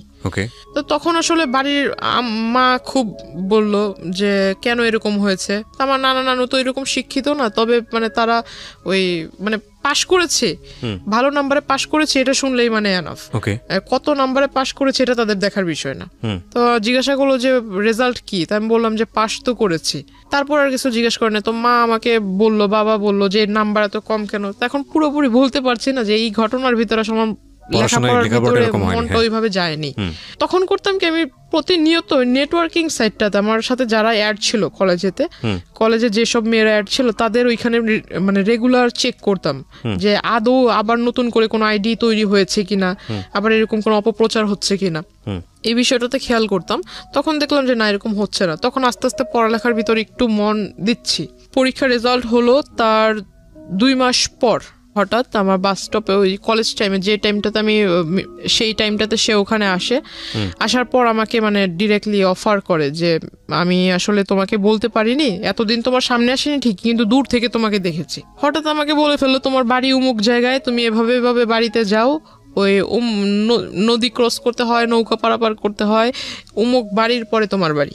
টোটাল একটা কাগজের ভিতরে মানে যে জায়গা জমি নিয়ে যারাই করে তারা যে ম্যাপ আঁকায় না, রাস্তার ম্যাপ তৈরি করে, এরকম সে আমাকে একদম কলম দিয়ে রাস্তা আঁকায় এটাকে একদম দেখায় দিচ্ছে যে এই নদী পার হওয়ার পর অমুক রাস্তা থেকে এই রাস্তা থেকে সেই রাস্তা, মানে দুনিয়ার যত খোঁজ নেওয়া দরকার ছিল সব নিয়ে সমস্ত একটা পেজের ভিতরে সে আমাকে লিখে দিল। আমি দেখে আসলে অবাক হয়ে গেলাম। বলতেছে যে এনি টাইম আমি তোমার বাসায় যেয়ে মানে প্রপোজাল দিব। আমাকে এইভাবে বলতেছে 400-500 লোক নিয়ে যাব, এখন এদেরকে বসার মতো জায়গা তো দেওয়ার মতো আছে কিনা, বা এদের খাবার টাবার মানে দেওয়ার মতো অ্যাবিলিটি আছে কিনা, নাকি আমি নিয়ে যাব খাবার, এইভাবে বলছে। আমি বললাম যে আপনি আসলে মানে যে আমাদের ওখানে বলে যে যার বিয়ে তার খবর নাই পাড়াপড়শি ঘুম নাই, এই কথাটা তাকে আমি বললাম। তো আমি বললাম যে আপনার কাছে সবকিছু কি মজা মনে হয় নাকি, বাস্তবতা বলতে কি কিছুই নেই? তো এই কথাগুলো বলার প্রেক্ষিতে সে আসলে আমাকে জাস্ট বললো যে তোমাকে বলেছিলাম না যে তোমার এত কিসের গৌরব বা তুমি এত কিসের অহংকার করো, কিসের পাওয়ারে আমার সাথে আমাকে অ্যাভয়েড করতেছো, এটা আমি দেখায় দিব। আর আমি কি, তুমি যে আমাকে বললা যে আমি ভণ্ডামি করছি, এটাও আমি দেখায় দিব।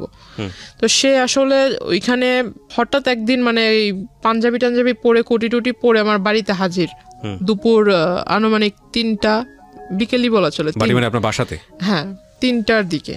শুধু বাড়িতে যখন ঢুকবে, আমার যেহেতু রাস্তার পাশে ঘর, চিকন রাস্তা ছিল, রাস্তার পাশে ঘর, বাহির থেকে বলছে যে আমি আসছি, এভাবে বলতেছে যে আমি আসছি। এখন আমার নানা তাকে জিজ্ঞাসা করতেছে ভাই আপনি কে, আপনি মানে কোথা থেকে আসলেন, আপনি কার ঘরে ঢুকবেন বা কাকে চাচ্ছেন, এরকম কিছু একটা। যেমন নানা একটু সোজা টাইপের মানুষ, সে জিজ্ঞাসা করতেছে কার ঘরে যাবেন, কাকে চাচ্ছেন, খুঁজতেছেন কাকে। সে আমার ছবি আমার নানাকে দেখাইছে।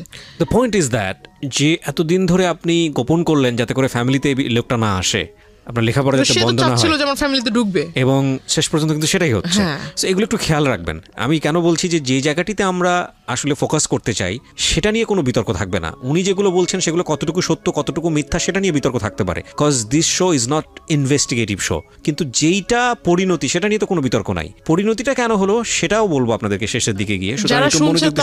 যারা শুনছে তারা হয়তো বলবে যে এই ঘটনাটা মানে যেহেতু এখানে ওই দ্বিতীয় পক্ষ নেই, সো সেই হয়তো মানে যা বলছে নিজের ভালোটা বলতেছে, কিন্তু যে দ্বিতীয় পক্ষ তারও তো এখানে ভালো থাকতে পারে, নিজের মানে খারাপটা গোপন রাখতেছে। আসলে এরকম কিছুই না। যারা শুনতেছেন আমি তাদের উদ্দেশ্যে বলবো যে আমি আসলে আমার লাইফে যেটা আমি ফেস করেছি এমনটা যাতে অন্য কারোর সাথে না ঘটে, এটা একটা মানে অ্যালার্ট করা হচ্ছে, সেটা তো আমাদের অনুষ্ঠানের উদ্দেশ্য। এবং আমরা সবসময় যেটা বলি যে দুই পক্ষ থাকলে এখানে বিষয়টা অন্যরকম হতো, এবং যাকে নিয়ে বলা হচ্ছে তার পরিচয় আমরা এখানে রিভিল করিনি, এটা আমাদের অনুষ্ঠানের জায়গা থেকে করিনি। কিন্তু এটা উনি ব্যক্তিগতভাবে করবেন কি করবেন না বা অন্য কোথাও হয়েছে কিনা সেটা নিয়ে আমাদের কোনো দায় নেই। কিন্তু আমাদের উদ্দেশ্যটা আসলে ওনার জীবন কি হয়েছে, কেন হয়েছে, সেই প্রেক্ষাপটটাকে আপনাদের সামনে তুলে ধরা, কাউকে হেয় করা, কাউকে নিয়ে আলোচনা সমালোচনা করা আমাদের উদ্দেশ্য না।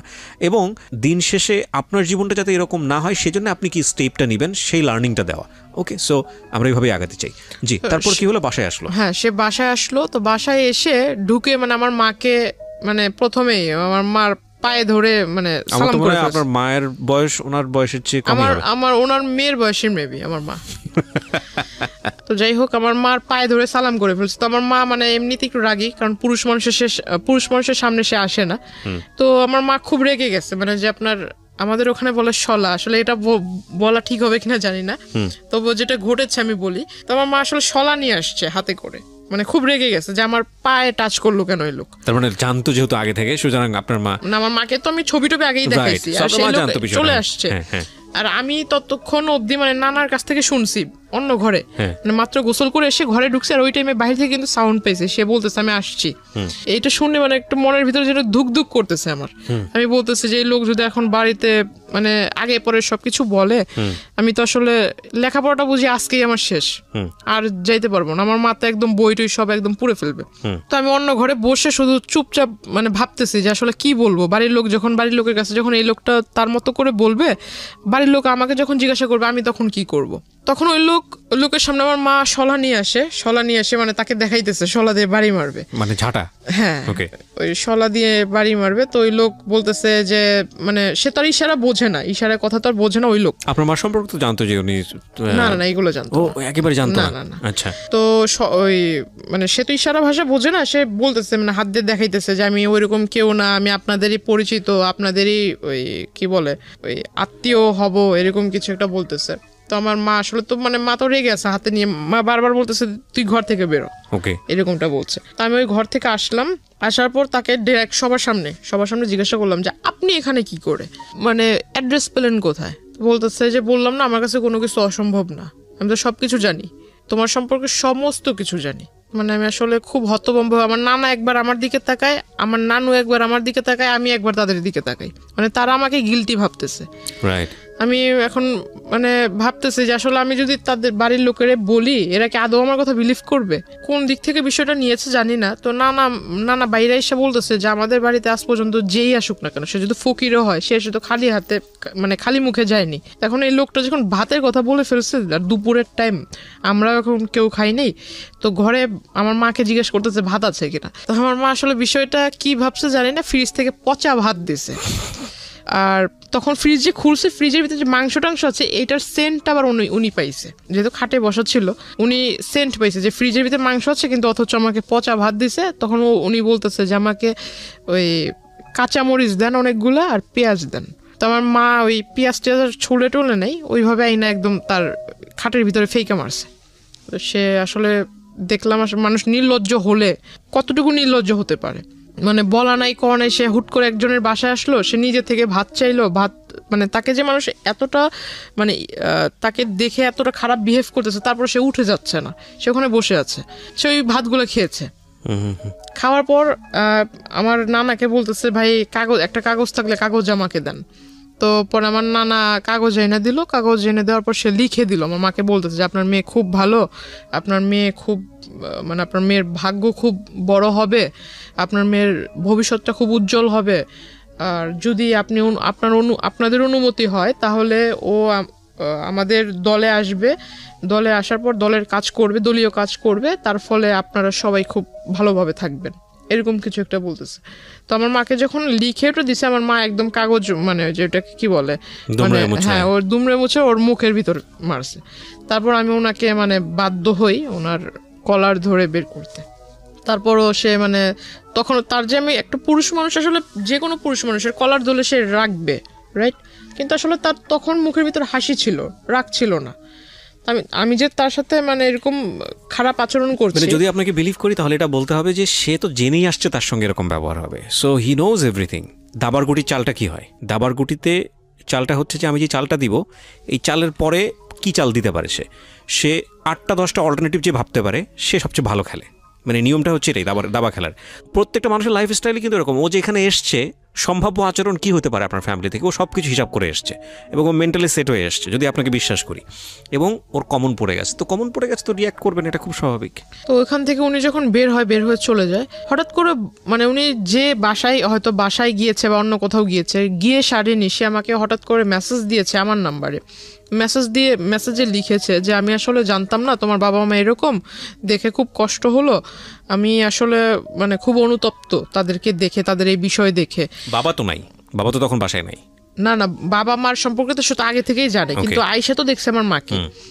আচ্ছা, বাবা কখন, তো বাবা তখন কোথায়? বাবা তখন বাসায় ছিল না। বাসায় মানে আপনাদের সঙ্গেই থাকতো বাবা? বাবা আমাদের সঙ্গে থাকতো। বাবার সঙ্গে থাকতো বাবা বলতে কিচ্ছু জানে না। বাবা সঙ্গে থাকতো বলতে আপনার সপ্তাহে 7 দিনের ভিতরে বাবা আমাদেরকে সময় দিত 3 দিন, আর 3 দিন সময় দিত ওখানে। আচ্ছা আচ্ছা, যাওয়া আসার মধ্যেই থাকতো। তো আপনি বাবার সঙ্গে এত ফ্রি ছিলেন, বাবাকে বিষয়টা জানাতেন? বাবাকে এইসব বিষয় তো কখনো, বাবার সাথে আমার মানে বাবা আদর করতো, এটা ঠিক আছে, আমি তো প্রথমেই বলেছি যে আমার আম্মুর সাথে আমি ফ্রি ছিলাম, বাবার সাথে এইসব বিষয়ে কখনো না, কোনো বিষয়ে আলোচনা হতো না। ওকে, ঠিক আছে। তো আমি বললাম যে আপনি যেটা করেছেন আসলে কাজটা, আমার বাড়ির লোক এখনো অবধি আমাকে এই পর্যন্ত কিছু বলেনি, রাত হলে দেখা যাবে যে আসলে কি হয়। কারণ এই জিনিসটা যদি আমার মা এখনো অবধি আমার সাথে রেগে আছে, মা কথা বলতেছে না, আর মাও আমাকে ডাউট করতেছে। ডাউট করাটা স্বাভাবিক, কারণ একটা লোক এইভাবে কিভাবে আসবে? টু বি অনেস্ট, আমরা নিজেরাও করছি। তো আসলে এই লোকটা কিভাবে বাসায় আসবে? আমার যদি রেসপন্স না পাই কিভাবে বাসায় আসলো, এটা একটা প্রশ্ন থেকে যাবে। কিন্তু আসলে এটা ঘটেছে। তো আমি আসলে যেহেতু আমি নিজে ওইখানে বাস্তববাদী হিসেবে দাঁড়িয়েছিলাম, তো আমি নিজে তো ঘটনাটা দেখেছি, আর এখন আমি জানি অনেকে এটা বিলিভ করবে না, এখন বিলিভ না করলে কিছু করার নেই। ফাইন, আপনি বলেন আপনার স্টোরি। হ্যাঁ, উনি আমাকে এই বিষয়গুলো বললো। হঠাৎ দেখি যে আসলে তারপর থেকে, ওই দিনের পর থেকে সে কলেজে আসে না, কিন্তু মেসেজ মানে 1 ঘন্টার ভিতরে কতগুলো মেসেজ দেওয়া যায়? 1 মিনিটের ভিতরে না হলেও 5-6টা করে মেসেজ আসতেছে, তাও বিরাট বড় বড় প্যারা, বড় বড় সামারি। আমার জন্য সে এই চিন্তা করছে সারা রাত ভরে, আমার জন্য এটা ভাবে, মানে আমার বাবা মা এরকম, আমার ভবিষ্যৎ কেমন হবে। এই লোকটা যে আপনাকে কন্টিনিউয়াসলি পোক করে যাচ্ছে, আপনি তো তার সাথে এক ধরনের সম্পর্ক আছেই আপনার, বলা চলে যে উনি আসছে কথাবার্তা বলতে, আপনি বাধ্য হচ্ছেন, ফ্যামিলি পর্যন্ত ঢুকে গেছে। আপনার কখনো মনে হয়নি লোকটা সম্পর্কে আপনার একটু খোঁজ নেওয়া উচিত তখন পর্যন্ত? আমি তার সম্বন্ধে আসলে মাথা ঘামাইতেই চাই না, তাকে যতটা মানে আর্লি পসিবল হয় যে তাকে আমার এই বিষয়গুলো থেকে দূরে রাখা। তো মানে আমি সবসময় যেটা ভেবেছিলাম যে বাড়ি পর্যন্ত যেহেতু এসে গেছে, তো এর আসলে যত তাড়াতাড়ি দূরে রাখা যায়। আর আমি ভাবছিলাম যে আসলে আমার এই প্রথম সেমিস্টার তো হয়ে গেছে, সামনে আরেকটা সেমিস্টার আসবে, সেকেন্ড সেমিস্টার যদি দিতে পারি, আল্লাহ করে আমার ফার্স্ট ইয়ারটা যদি চলে যায়, আর এর ভিতরে যদি এই লোক ব্যাঘাত না ঘটায়, তাহলে আমার আসলে মানে সেকেন্ড ইয়ারটা আমি কোনো মতো এখান থেকে এখান থেকে শেষ করতে পারলে বাহিরে শিফট হয়ে যাব, এরকম একটা প্ল্যান ছিল। আসলে আমি তো ওই লোকের কাছ থেকে নিজেকে ছুটাতেই পারতেছি। মানে বিষয়টা হচ্ছে এরকম যে যেভাবেই পারি না কেন, মানে শুধু লেখাপড়াটা কমপ্লিট করি, কারণ ওনাকে ঝামেলায় ফেললে আমি নিজেও ঝামেলায় পড়ে যাব। ওকে, এরকম করতে করতে সে আসলে ওই সামনে আসে না, কিন্তু এরকম মেসেজ দিতে থাকে যে আমার এই বাবা মার মানে এরকম হাবিজাবি নানান কিছু বুঝায় যে তোমার লেখাপড়া, আসলে বাবা মা এরকম, লেখাপড়া করো কিভাবে, কে গাইড করে, এরকম নানান কথা। এক পর্যায়ে দেখলাম যে সে এমন কিছু মেসেজ দিচ্ছিল যেটা আসলে মেসেজ দেখে মানে তাকে অবিশ্বাস করার কারণ নাই যে সে ভালো মানুষ। মানে কিরকম? মানে লেখাপড়া মানে তোমার বাবা মা এরকম, তুমি যদি কিছু না মনে করো, আমি যেহেতু তোমাকে প্রথমে অন্য সবার কাছে পরিচয় দিয়েছি দাদু হিসেবে, তো আমি ওই দিক থেকে তোমাকে দেখবো, প্লাস তোমাকে গাইডটাইডও করবো, কারণ আমি নিজেও মাস্টার্স কমপ্লিট করা লোক। তো আমি ভাবলাম মাস্টার্স কমপ্লিট করা লোক যে তার মানে অনেক শিক্ষিত। তারপর সে আমাকে বারবার মানে মেসেজ করতো যে তুমি সামনে যেহেতু এসএসসি এক্সামিনার, তো আমি তোমাকে কিছু বই, টেস্ট পেপার, মডেল কোশ্চেন ভালো যেখান থেকে মানে একদম কমন পড়ার চান্স আছে, এগুলা তুমি পড়লে একদম মানে 100 না পাইলেও 99 পাবা, এরকম একটা তার কথাবার্তা ছিল। তো আসলে সে আমাকে ওই বইটই এনেও দিছে। বইটই এনে দিছে বলতে মানে 3 থেকে 4টা বই এনে দিছিল। তো আসলে তখনই আমি বুঝতে পারলাম যে হয়তো লোকটা আসলে এতদিন যাই করছে যেহেতু বইয়ের লেখাপড়ার বিষয়ে সে কথা বলতেছে, হয়তো ভালো মানুষ। তখন থেকে আসলে একটা বিলিফ তৈরি হয় তার প্রতি, আমার সফট কর্নার তৈরি হয় আপনার। হ্যাঁ, বলতে পারেন। এখানে একটা সাইকোলজিক্যাল ব্যাপার আছে প্রিয় শ্রোতা এবং দর্শক যারা দেখছেন, যে একটা মানুষকে আপনি যদি কন্টিনিউয়াসলি পোক করতে থাকেন, আপনার প্রতি একটা রিজেকশন থাকলেও মানে এটা কন্টিনিউয়াসলি যদি পোক করতেই থাকেন, লেগেই থাকেন, সামহাও কোনো একটা ভালো দিক যদি চলে আসে, ওই মানুষের প্রতি ফল ইন হওয়ার একটা সুযোগ থাকে, যেটা হয়তো আজকে যিনি গেস্ট এখানে আছেন তার হয়েছে। জি। ওনার মানে ওই যে বইটই দেয়, আমি বইটই পড়ি। তারপর আবার দেখতাম যে উনি আমাকে বলতো যে আমি যদি কলেজে আসবো, তোমার কলেজের ওইখানে এসে তোমাকে ডিস্টার্ব করবো না, তবে তুমি যদি কিছু না মনে করো তাহলে আমার সাথে লাঞ্চ করবা। তো আমার একটা স্বভাব ছিল কি যে আমি প্রতিদিন ওইখানে পাশে আবার আপনার চাইনিজ ছিল, তো আমার একটা অভ্যাস কি যে আমি ফাস্ট ফুডের প্রতি খুব একটা নেশা ছিল। তো আমি ওই চাইনিজে ঢুকে একলাই এক টেবিলে বসতাম, যেগুলো মানে যে স্টুডেন্ট যে অফারগুলো ছিল এগুলো আমি নিয়ে মানে একাই টেবিলের ভিতরে বসে খাইতাম, প্লাস ছবি তুলতাম। মানে আমার একটা যে বললাম যে নানা নানু খুব আদর করতো, তো নানার কাছে বলতাম যে আমার এই বই লাগবে, সেই বই লাগবে, আমার একটু পকেট মানি বেশি দিতে হবে। নানাও বিলিভ করতো যে হ্যাঁ বই যেহেতু কিনতে হবে টাকা তো বেশি লাগবে, তো যে টাকাটা চাইতাম সেটাই দিত। তো তার কাছে থাকার না থাক নানির যে ব্যাগ আছে ওইখান থেকে টাকা নিয়ে দিলেও দিত। তো আমি আসলে ওই কাজটা করতাম। তো এটা আসলে সে নোটিস করেছিল, মেবি আগে নোটিস করেছিল। ইভেন সে ওই দিন আমাকে সেই মানে প্রথমে বলে যে লাঞ্চ করবে। আমি ভাবলাম লাঞ্চ করলে সে যে মানুষ কফির 20 টাকার জন্য ঝগড়া করছে সে কোথায় লাঞ্চ করতে পারে। তো আমাকে সে ওই চাইনিজটাতেই পরে ডাকে। আসলে সে ভিতরে বসা ছিল, আমি এটা খেয়াল করিনি। পরে ওই দিন আমি একটু মানে বুঝতে পারি যে আসলে হয়তো এই বিষয়টা সেও জানতো। তো তখন আমি আসলে শিওর হলাম। তারপর জিজ্ঞাসা করলাম, তাকে খুব রিকোয়েস্টও করলাম। ওইখানে দুই তিনজন ওয়েটার ছিল, ওয়েটার আসলে হাসতেছিল আমার কথা শুনে। আমি তাকে খুব রিকোয়েস্ট করলাম যে দেখেন আপনি আমার দাদু হন আর যাই হোক, আপনাকে আমি মানে আমার শ্রদ্ধেয় গুরুজন হিসেবেই বলি, ওইরকম ব্যক্তিত্বের ভিতরে আপনাকে রেখেই বলি। হাত জোর করে মানে 2 হাত জোর করে তার কাছে রিকোয়েস্ট করতেছিলাম যে আমি লেখাপড়া করতেছি, দয়া করে আমাকে লেখাপড়াটা করতে দেন। এরকম করে আসলে ডিস্টার্ব করা, আপনি আমাকে কোন দিক থেকে দেখেন? মানে আমার সামনে একরকম বিহেভ করেন, আর যখন আমার মানে ফোনের ওপারে থাকেন যেসব মেসেজ দেন এগুলো আবার একটু অন্যরকম। কারণ মাঝখানে সে লেখাপড়ার সাজেশনের পাশাপাশি কিছু আপনার মানে প্রেম জাতীয় কিছু, হ্যাঁ এরকম মানে ছন্দটন্দ মানে আমরা বুঝি, হ্যাঁ ছন্দটন্দও পাঠাতো। তখন ভাবতাম যে আসলে লেখাপড়ার জিনিস বিষয়ে লিখতেছে ঠিক আছে, কিন্তু এইসব যে ছন্দ এইগুলো পাঠানোর মানে কি? দাদু তার নাতিনকে এইসব ছন্দ পাঠাবেন। তখন জিজ্ঞেস করছি, খেয়াল রাখবেন যে ওর বয়সটাও কিন্তু 18 বছর, মানে যিনি এখানে বলছেন জান্নাত, তার বয়সটাও কিন্তু 18 বছর। এবং 18 বছর হচ্ছে মেয়েদের কিংবা ছেলেদের জীবনের আগুন বছর, আমি বলি এটাকে সুকান্তের সেই কবিতার মতো। যদিও সুকান্ত ওখানে অন্যভাবে এটাকে নিয়ে আসছেন, কিন্তু টিনেজের যে বয়ঃসন্ধিকাল সময়, এটা আগুন বয়স। এখানে ভুল করা মানে এখানে ভুল করবে না তো জীবনে কোথায় ভুল করবে, এরকম একটা বয়স, সোজা কথায় যদি বলে চলে। বলেন। তারপর উনি আমাকে বললো যে এগুলা নাকি অনেক বড় বড় কবি, তার ফ্যান, অনেক বড় বড় লেখক কবি আছে, তো তার ফ্যান, তারা তাদেরকে ঘুম থেকে ওঠার সাথে সাথে নতুন নতুন ছন্দ মেসেজ লিখে পাঠায় দেয়, এইগুলো সে আমাকে পাঠায়। আমার কাছে মানে বিষয়টা আসলে বিলিভ ওইভাবে করিনি। তারপর ওখানে খাওয়া দাওয়া করলাম। খাওয়া দাওয়া করার পর আমি আমার মার জন্য মানে খাবার, এটা আমার একটা স্বভাব ছিল যে আমি কোথাও গেলে আমি মার জন্য বোনের জন্য খাবারটা নিয়ে আসতাম। তো আমার খাওয়ার পর আমি খাবারটা পার্সেল করে নিয়ে আসি, আমার টাকা দিয়ে আমি খেয়েছি। তো সে আমাকে বলতেছে যে আমি আজকে না হয় আমি বিল পেমেন্ট করি। তো আমি বললাম যে না থাক, আপনার করার দরকার নেই, আপনি শুধু আমার একটা কথা রাখেন যে আমি খুব উপকৃত হব এটা করলে, আপনি আমার মানে আমার পিছু ছেড়ে দেন, পারলে আমার জন্য একটা ছেলে খোঁজেন, কিন্তু আপনি আমার পিছু ছেড়ে আমাকে ভালো সাজেশন দিচ্ছেন, এটা ভালো দিক। কিন্তু যেসব মাঝামাঝি যেসব কথা বলেন বা যেসব SMS দেন এগুলো আসলে ঠিক না। তারপর আমি তাকে এই SMS-গুলো আমি নিজে তাকে পড়ে পড়ে শোনাই। তখন পিছন থেকে ওয়েটাররা খুব হাসতেছিল। আমাকে একজন ওয়েটার জিজ্ঞাসা করলাম যখন বের হব, সে কিন্তু ভিতরেই বসে আছে।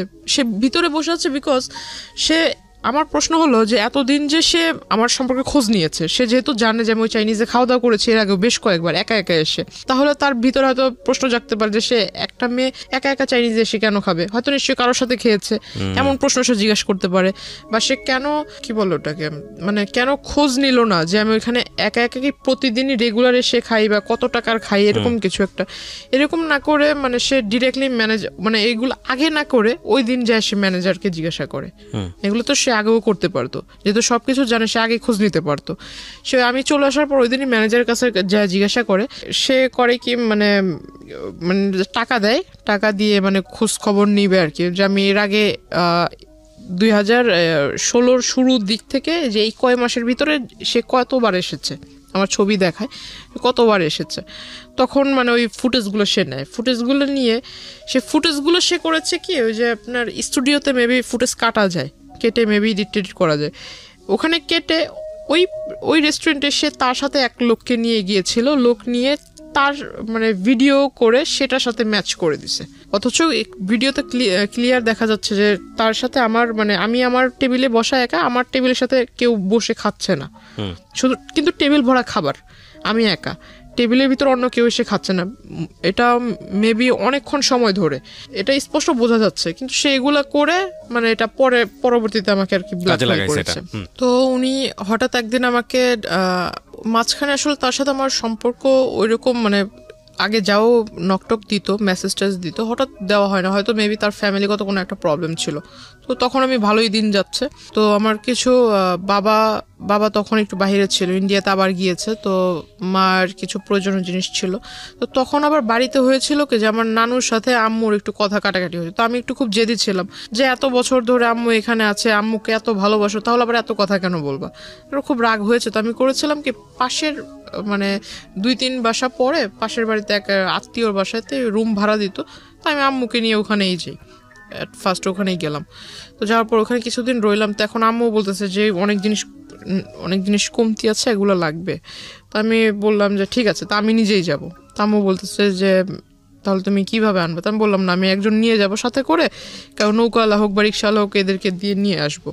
তো ওখানে গেলাম, এই মানে কথাটা আসলে হয় কোনো নৌকাওয়ালাই লিক করেছে নাকি আমার এলাকা থেকে কোনো লোক লিক করেছে আমি জানি না। পরে আসলে হঠাৎ মানে আমি নদীটা ক্রস করেও সারিনি, মাত্র রিক্সা রিক্সা নিয়ে একটুখানি ঢালের মানে ওই রোডের একটু ঢালে উঠেছি, তখনই মানে সে আইসা এরকম রিক্সা থামাইছে, মানে একদম ওই বিয়ের সময় যে পাঞ্জাবিগুলো আর কি পরে, এরকম লাল পাঞ্জাবি পরে আসছে, মাথায় টুপি দিয়ে আসছে। তো তাকে দেখে মনে হচ্ছে একটা যে রাস্তায় ভিক্ষা করে না অনেক মানুষ, মাথায় টুপি দিয়ে এরকম একটা লুক নিয়ে আসছে সে। তো আসলে আমি তাকে দেখে অবাক হই, সে আমাকে বলতেছে যে তোমার সাথে একটু কথা ছিল, তোমাকে আমি আর কোনোদিন ডিস্টার্ব করবো না, মানে একদম শেষ একটা কথা বলবো, সেটা আসলে এই পরিবেশে বলা যাবে না, একটা সুন্দর পবিত্র পরিবেশে তোমাকে আমি নিব। তো আমি বললাম পবিত্র পরিবেশ আবার কোনটাকে বলে? তো বলতেছে না, একটা ভালো জায়গায়, ওইটা তোমার একটা দরগা টাইপের পাশেই, তো রাস্তার পাশেই আবার টিম্বার ছিল, অনেকগুলা কাঠের দোকান ছিল, ভিতরে একটা ছোট্ট একটা ঘরের মতো, ভিতরে যে আপনার মাজার দরগা এগুলা ওইটার ভিতরে নিল, ওখানে তার আগে থেকে তার পরিচিত লোক বসা। দ্যাট মিন সে এতদিনে যে আমার সাথে কানেক্টেড ছিল না, এই গ্যাপটাতে সে করেছে কি আপনার যে নোটারি পাবলিক বলে যে এই কাগজগুলা তৈরি করেছে, প্লাস আমি আপনাকে যে পেপারসগুলো দেখিয়েছি যে আমাদের নামে সে অনেকগুলো মামলা করেছে, মানে আমার হয়ে আমাদের নামে মামলা করেছে, মানে আমি আমার ফ্যামিলির নামে মাদকের মামলা করেছি, এটা পেপারস আমি আপনাকে দেখিয়েছিলাম। সেই বিষয়টা সে এই পেপারস রেডি একসাথে প্রিন্ট করে রাখছে। তো এখন আমি যতটুকু বুঝতাম যে শাপলা মানে হলুদ পেপারের উপরে শাপলা টাপলা ছাপানো, এর মানে কি দলিল, এতে তো বোঝা যায়। এখন ওখানে লেখাগুলো যে আমি মানে প্রথমে তো ভিতরে আমি যাই, সবার সামনে বলতেছে যে এখানে দুজনে নামাজ পড়বো একসাথে, নামাজ পড়ে মোনাজাত নিয়ে তুমি এই পেপারসে সাইন করবা। আমি বললাম পেপারসে সাইন করবো, মামার বাড়ির আবদার নাকি? এটা মুখের কথা, আপনি আমাকে বলবেন আমি পেপারসে সাইন করে দেবো, আমি পেপারস পড়বো না, কিসের পেপারস? আর পেপারসে সাইনই বা করার কথা আসতেছে কেন? তো বলতেছে আমি তোমাকে বিয়ে করবো, এই মুহূর্তে করবো। তো আমি বললাম যে আমার বয়স হয়েছে বিয়ে করার। তো বলতেছে না, আমি এত কিছু বুঝি না, তোমার বয়স, তুমি এসএসসি এক্সামিনার, তোমার নাকি বয়স না হয়েছে, তোমার তো 21 চলে মিনিমাম। তো আসলে সে আমার বয়সটা ধরেছিল সার্টিফিকেট অনুযায়ী। ও হ্যাঁ, সে আমাকে এই বিষয়টাতে মানে যে বিয়েটার যে বিষয়টা আসলো, এর আগে সে করেছে কি আমার ওই যে তার রাজনৈতিক যে প্রেক্ষাপট, সেখানে সে আমাকে পোস্ট দিবে, এটা সেটা দিবে, আমি বুঝি না তাতে কি হয়েছে, সে আমাকে যে পোস্টটা দিবে, এই পোস্টার ফলে আমি নানান জায়গায় ভিজিট করব, সেখান থেকে অনেক আউট নলেজ আয়ত্ত করতে পারবো, তার ফলে আমি মানে একটা ভালো রাজনৈতিক দলের কর্মী হিসেবে গ্রহণযোগ্য হব। তাকে আমি বিশ্বাস করে সে আমার কাছে বললো যে তোমার ওই পাসপোর্ট তৈরি করতে হবে, তখনও অবধি আমার পাসপোর্ট নাই। বলতেছে পাসপোর্ট করতে হবে, পাসপোর্টের জন্য ওই ছবির প্রয়োজন, প্লাস তোমার ওই যে স্কুল সার্টিফিকেটের যত কাগজপত্র আছে এগুলো। তো আমি বললাম যে আসলে পাসপোর্ট আপনি কেন করবেন, আপনি আমাকে বলেন কোথায় যেয়ে করতে হবে, আমি বাড়িতে যেয়ে বলবো। তো বলতেছে না, বাসায় জানানোর দরকার নেই, এটা তুমি বাসায় সারপ্রাইজ দিবা, যখন তুমি পোস্টটা পাবা বা এই পোস্টটা যখন টিভিতে তোমাকে দৈনিক দেখানো হবে, মানে নানান রকম অনুষ্ঠানে তোমাকে দেখানো হবে, তুমি যখন বক্তৃতা দিবা, বাড়ির লোক দেখবে, তারা এমনিতেই ইমপ্রেসড হবে। তাই আমি বললাম সত্যি কি এরকম কিছু হবে? তো যেহেতু ভিতরে একটা রাজনীতি করার একটা ক্ষোভ ছিল, ক্ষোভ বা ভালো আচ্ছা যাই হোক ওটা ছিল। তো আমি আসলে ওই দিক থেকে চিন্তা করলাম, সে যেহেতু মানে মানে মেঘ না চাইতে বৃষ্টি হয়ে যাচ্ছে, আমার ছোটবেলা থেকে একটা ইচ্ছা ছিল সে আমাকে মানে এত বড় একটা প্ল্যাটফর্মে আপনি লোভে পড়ে তাকে কিছু ডকুমেন্টস দিয়েছেন, আমি বুঝতে পারছি। হ্যাঁ, লোভ বলতে পারেন। তো প্ল্যাটফর্মে দাঁড় করিয়ে দিবে তো ভালোই, তো আমার ইচ্ছাটা পূরণ হবে, আমি লেখাপড়াও শেষ করে। আমি যেটা বুঝতে পারছি যে আপনি তাকে কিছু ডকুমেন্টস দিয়েছিলেন যেটার বেসিসে সে হচ্ছে আপনার কি পুরো একটা পেপার তৈরি করেছে। আর আমি এত বড় একটা গাধা ছিলাম, এখন নিজেকে না বলে আসলে আমি এখানে আমারও ভুল আছে অনেক, যে আমি আসলে তাকে পুরোপুরি বিলিভ না করে বা তার সম্বন্ধে কিছু না জেনে আমার সমস্ত একটা ফাইল ছিল, সেখানে আমার প্রাইমারি লেভেল থেকে শুরু করে স্কুলের যত ডকুমেন্টস ছিল সমস্ত মানে ফাইলটাই তাকে দিয়ে দিছি। না, ফাইলটা দেওয়ার মানে মূল ফাইলটার ভিতর তোমার কাগজপত্র ছিল, ওই ফাইলটাতে সমস্ত মা সব স্কুলের যাবতীয় কাগজপত্র রাখে। তাকে সার্টিফিকেটগুলো বের করে দিচ্ছে, সে আমাকে বলতেছে যে না তোমার সার্টিফিকেট দরকার নেই, আমার কাছে আমি কিসে করে নিয়ে যাবো এই কাগজগুলো, কাগজ তো মূল্যবান কাগজ, যেহেতু ফাইলটার ভিতর আছে ফাইলটা, এখন এই ফাইলটা যা যা আছে সমস্ত কিছু আমি আবার তোমাকে ব্যাক করে দিব, তুমি আমাকে এটা দাও, আমি তোমাকে যা যা আছে সমস্ত কিছু ফিরিয়ে দিব। তো আমি গেলাম, সে আমাকে বললো যে ছবি তুলতে হবে, 22 কপি না 20 কপি যেন ছবি লাগবে বলছিল। পরে ছবি তুললাম স্টুডিও থেকে, স্টুডিওর ছবি আনবনবো করে, আর আমাকে বলে মানে ডেট বলে না যে অমুক দিন আনতে হবে, ছবিগুলো আমাকে দিবা, এই ছবি দেওয়ার ডেটটা আর বলে না। তো আমি আর ওই বিষয়ে মাথা ঘামাইনি, ছবি স্টুডিওতে পড়ে রয়েছে।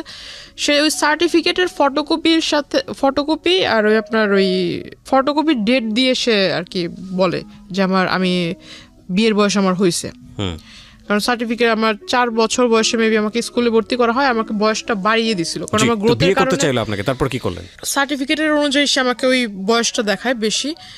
সে আমাকে যখন বিয়ের প্রস্তাবটা দেয় সবার সামনে যখন দেয়, আমি মনে করেছিলাম যে দরগাতে মাজারে তো অনেক মানুষই যাতায়াত করে, কিন্তু আসলে ওইখানে যারা যারা ছিল সবাই যে তার পরিচিত এটা আমি জানতাম না। সে হঠাৎ করে আমি যখন না করি যে না আমি সাইন করব না, আর বিয়ে তো প্রশ্ন আসে না, আর আপনাকে আমি বিয়ে করব, আর যদি বিয়ে করিও তাহলে তো আমার বাড়ির লোককে জানাতে হবে। তারপর সে আমাকে বললো এই কথা, বলার পর আমি বললাম যে না আমার যেহেতু বাবা মা জন্ম দিয়েছে, যেহেতু তারা জন্ম দিয়েছে বড় করেছে, এখন আমি তার বিয়েটা তো তাদের ছাড়া করব না, আমি বিষয়টা আসলে তাদেরকে জানাবো, একদিনের সময় আমাকে দেন, আপনি একদিনের সময় দেন, আমি এটা বাসায় যা বলবো, তারপর কালকে আগামীকাল মানে তার মূলত তার ওইখান থেকে আমার চলে আসা দিয়ে কথা। তো সে করে কি আসলে উপরে মানে সে হয়তো বুঝতে পারে যে আমি বের হতে চাচ্ছি, সে উপরে দাঁড়িয়ে মানে আমি তো বসা, সে উপরে দাঁড়িয়ে মানে খুব খুব মানে হিট কি বলে এটা, খুব হাইলি আমাকে একটা পাঞ্চ করে মুখের ভিতরে, আর তার একটা ঘুষিতেই আমার এখান দিয়ে ফেটে যায়, রক্ত বের হয়। তারপর সে তার হাতে মেবি ধারালো কিছু ছিল, আবার এইখানে মানে এভাবে মানে টান দিতে গিয়ে এখানে নাকের পুরো মাংসটা উঠে আসছিল। আমি আসলে খুব জোরে ব্যথা পেয়েছিলাম, খুব হাউমাউ করে কান্না করতেছিলাম। তো আসলে পাশে যারা ছিল তারা মিনিটের জন্য আমাকে ধরেনি বা ওই লোকটাকে বলেনি যে তুমি এটা করতেছো কেন, এটা আসলে জিজ্ঞাসা করেনি। তখন আস্তে আস্তে ওরা করতেছে কি বাইরে চলে যাচ্ছে, তখন বুঝতে পারলাম যে হয়তো ওরই পরিচিত লোক, নয়তো কিছু বলবে না কেন। তো ওইখানে একটা মহিলা ছিল, আমি তাকে বললাম দেখেন আমি আসলে তাকে মানে ওইভাবে চিনি না, কিছুদিন ধরে চিনি, কিন্তু সে আমাকে জোর করে বিয়ে করবে এটা তো হয় না, আর আপনাদের এখানে এগুলো ঘটতেছে আপনারা কিছু বলতেছেন না কেন। তো ওই মহিলার ওইখান থেকে সে ও করে কি আমাকে নিয়ে বের হয়ে যায়, বের হয়ে আমার এখান থেকে রক্ত বের হইতেছে, সে আমাকে রাস্তাটা টেনে নিয়ে যাচ্ছে। এক লোক জিজ্ঞাসা করতেছে যে মেয়ের মুখ থেকে রক্ত বের হচ্ছে, মাংস এখান থেকে ফেটে গেছে, আপনি মানে ওকে এইভাবে টেনে নিচ্ছেন কেন? সে বলতেছে আমার মেয়ে আরেকজনের সাথে ভেগে যাচ্ছিল, ওরে ধরে নিয়ে আসছি, তোরে মারবো না কি করব। সে মানুষের কাছে ওটা বলতেছে। সে যখন বলছে যে লোকটা জিজ্ঞাসা করছে সেই লোকটার আর বলার কিছু ছিল না, সে আমাকে নিয়ে গেল তারই পরিচিত এক। তো আপনি কিছু বললেন না কেন তখন? তখন আমি আসলে কিছুই বলিনি, এটা না বলার হয় মানে তখন, কিন্তু আমার মনে আছে যে আমি তখন কান্না করতেছিলাম খুব। Something fishy. আমি প্রথম কথা হচ্ছে যে আপনি গল্পটা যেভাবে বলছেন তাতে মানুষের অনেক প্রশ্ন তৈরি হবে, যেটা আমারও হচ্ছে। একটা মানুষকে আপনি প্রথম থেকেই বলছেন পছন্দ করেন না, যে মানুষটাকে আপনি পছন্দ করেন না সেই মানুষটা এত দূর যেতে পারে না, এটা একদম জেনারেল পারসেপশন। সেই মানুষটাকে আপনাকে মাজারে নিয়ে যাবে, সেই মানুষটা আপনার বাসায় ঢুকে যাচ্ছে, সেই মানুষটা আপনাকে সাজেশন দিচ্ছে, সেই মানুষটাকে আপনি আবার হচ্ছে আপনার ডকুমেন্টস সব কিছু দিয়ে দিচ্ছেন না। This is really unbelievable. এটা আমার কাছে পুরোটাই অবিশ্বাস্য মনে হচ্ছে। একটা জায়গা থেকে কোনো না কোনোভাবে আপনি ওনার প্রতি কোনো না কোনো দিক থেকে ফল ইন ছিলেন, নইলে এটা তারপরে দুর্বল তো ছিলাম যে আপনার লেখাপড়ার যে সাজেশনটা দিত ওই দিক থেকে তাকে রেসপেক্ট মানে যদি আমি বলি তালিবাজার বিষয়টা, তাহলে আমার মনে হয় এখানেও আপনার কোনো অবদান আছে। আমি জানি না, আমি আরো সামনের দিকে যেতে চাই, পুরো গল্পটা আমি নিয়ে আসতে চাই। জি বলুন। তারপর আচ্ছা, তারপর সে আমাকে মানে ওই জায়গায় অফিসটাতে নিয়ে গেল। অফিসে নিয়ে যাওয়ার পর সে আমাকে বললো যে তোমার এখানে তুমি সিগনেচার করবে, তো তোমাকে তো ওইখানে সবার সামনে মাত্র 2টা আঘাত করেছি, এর থেকেও বেশি কিছু করতে পারি, তো তুমি এখানে সিগনেচার করো। তখন আমি আসলে বললাম যে আপনি আমাকে একদিনের সময় দেন, আমি বাসায় যাই বিষয়টা ডিসকাস করি। তো সে আমাকে বলতেছে যে তুমি এই অবস্থায় বাসায় যাবার আমাকে পুলিশ কেসের ভিতরে ঝামেলার ভিতরে ফেলবা, আমি কি এতই কি বোকা নাকি, তোমাকে এই অবস্থায় ছেড়ে দিব। পরে সে আমাকে ওই এটা কি বলে যে মানে তার ফোনের ভিতরে ছিল আপনার কিছু যে সফটওয়্যার দিয়ে মেবি আমার পিকচারকে সে নেগেট করেছিল, কিছু পিকচার সফটওয়্যার দিয়ে। তো আসলে সফটওয়্যার দিয়ে এটা আসলে আমারই পিকচার ছিল না অন্য কারো পিকচার ছিল সেটা জানি, কিন্তু বডির ভিতর আমার মাথাটাই ছিল, বডি টোটালি ওপেন ছিল, বাট মাথাটা আমার ফেসে একদম স্পষ্ট দেখা যাচ্ছে। তো আমি আসলে খুব মানে বিভ্রান্তকর পরিস্থিতি হয়ে যায় আমার জন্য। আমার মনে হয় ওই পরিস্থিতি আমি যেটা করেছি যে আসলে আমাকে সে যেভাবে বলছিল যে তুমি যদি এটা না করো তাহলে আমি যাই ওখানে বলবো, তোমাদের বাড়িতে সমস্ত কিছু বলবো, বলার পর তুমি আর মানে তোমার ফ্যামিলিও তোমার সাপোর্টে থাকবে না, তোমার জন্য কেউ পাশে আসবে না, তখন ঘুরে ফিরে তুমি নিজের থেকে আমার কাছে চলে আসবা, আমার কিছু করতে হবে না, তুমি নিজেই আসবা। তা আমি বললাম যে না, আমি বাসায় যেতে চাই, আমাকে ছাড়েন আপনি। তো বলতেছে বাসাতে তুমি যাবা, আমিও তো যাইতে দিব, আগে সাইনটা করে যাও। আসলে আমার জন্য ওটা আমার মনে হয়, আমি জানি না অন্য কেউ আমার জায়গায় থাকলে কি করতো, কিন্তু আমার তখন মাথায় ছিল যে আমি আসলে এর কাছ থেকে মূলত এখান থেকে বের হয়ে বাসায় যে আজকে সমস্ত কিছু মানে একদম প্রথম থেকে সমস্ত কিছু বাসায় শেয়ার করব, তারপর যদি স্কুল কলেজ বন্ধ হয়ে যায় যাক, তাতে আমার কিছু যায় আসে না। তখন আমি আসলে তার ওই যেহেতু 2বার প্রথমে হিট করেছিল, পরে আবার 3-4 বার না করার ফলে সে আরেকবার আমাকে একটা ঘুষি দেয় মুখের ভিতর, পরে এখানে একটু ফুলে যায়, মানে একদম কালো হয়ে গেছিল। ওই অফিসে যারা ছিল তারা তখন বলতেছে যে আপনি এখানে নিয়ে আসছেন ভালো কথা, আপনি আমাদের পরিচিত ভালো কথা, আপনি একটা মেয়েকে এনে আপনার মেয়ের বয়সের থেকেও ছোট তার গায়ে হাত তুলতেছেন, তো বলতেছে ওরা আর আমার বিষয় এটা। তখন আসলে সে আমাকে বলতেছে তুমি কি সাইন করবা, মানে তুমি কি বাসায় যেতে চাও আদৌ, নাকি তুমি চাও যে আমি তোমাকে এখান থেকে উঠায় নিয়ে যাই। আমি বললাম যে আমি বাসায় যাবো। তো বলতেছে যদি বাসায় যেতে চাও ভালো মানুষের মতো সাইন করে দাও।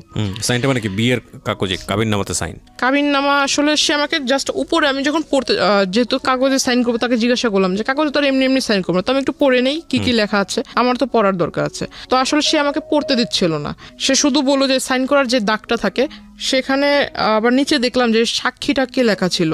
আমি তাকে জিজ্ঞাসা করলাম যে বিয়ে তো সাধারণত কাজী সাহেবরা পড়ায়, তো এখানে তো কোনো কাজই নেই, কিছু নেই, এটা কিভাবে বিয়ে হচ্ছে? তো বলতেছে না, এটা সব কোর্টের মাধ্যমে বিয়ে হচ্ছে। আমি কোর্ট থেকে সমস্ত কাগজ নিয়ে আসছি, দ্যাট মিন সে নিজেই অনেক লোকের স্বাক্ষর সে নিজেই দিয়ে দিছে। পরে যখন সে আমাকে বললো, তারপর আমি মনে হয়েছে যে আমি বাসায় চলে যাব, আর এই সাইনটা যদি না দেয় তাহলে তো সে আমাকে বাসায় যেতে দিবে না। আমি আসলে তখন সাইনটা করি।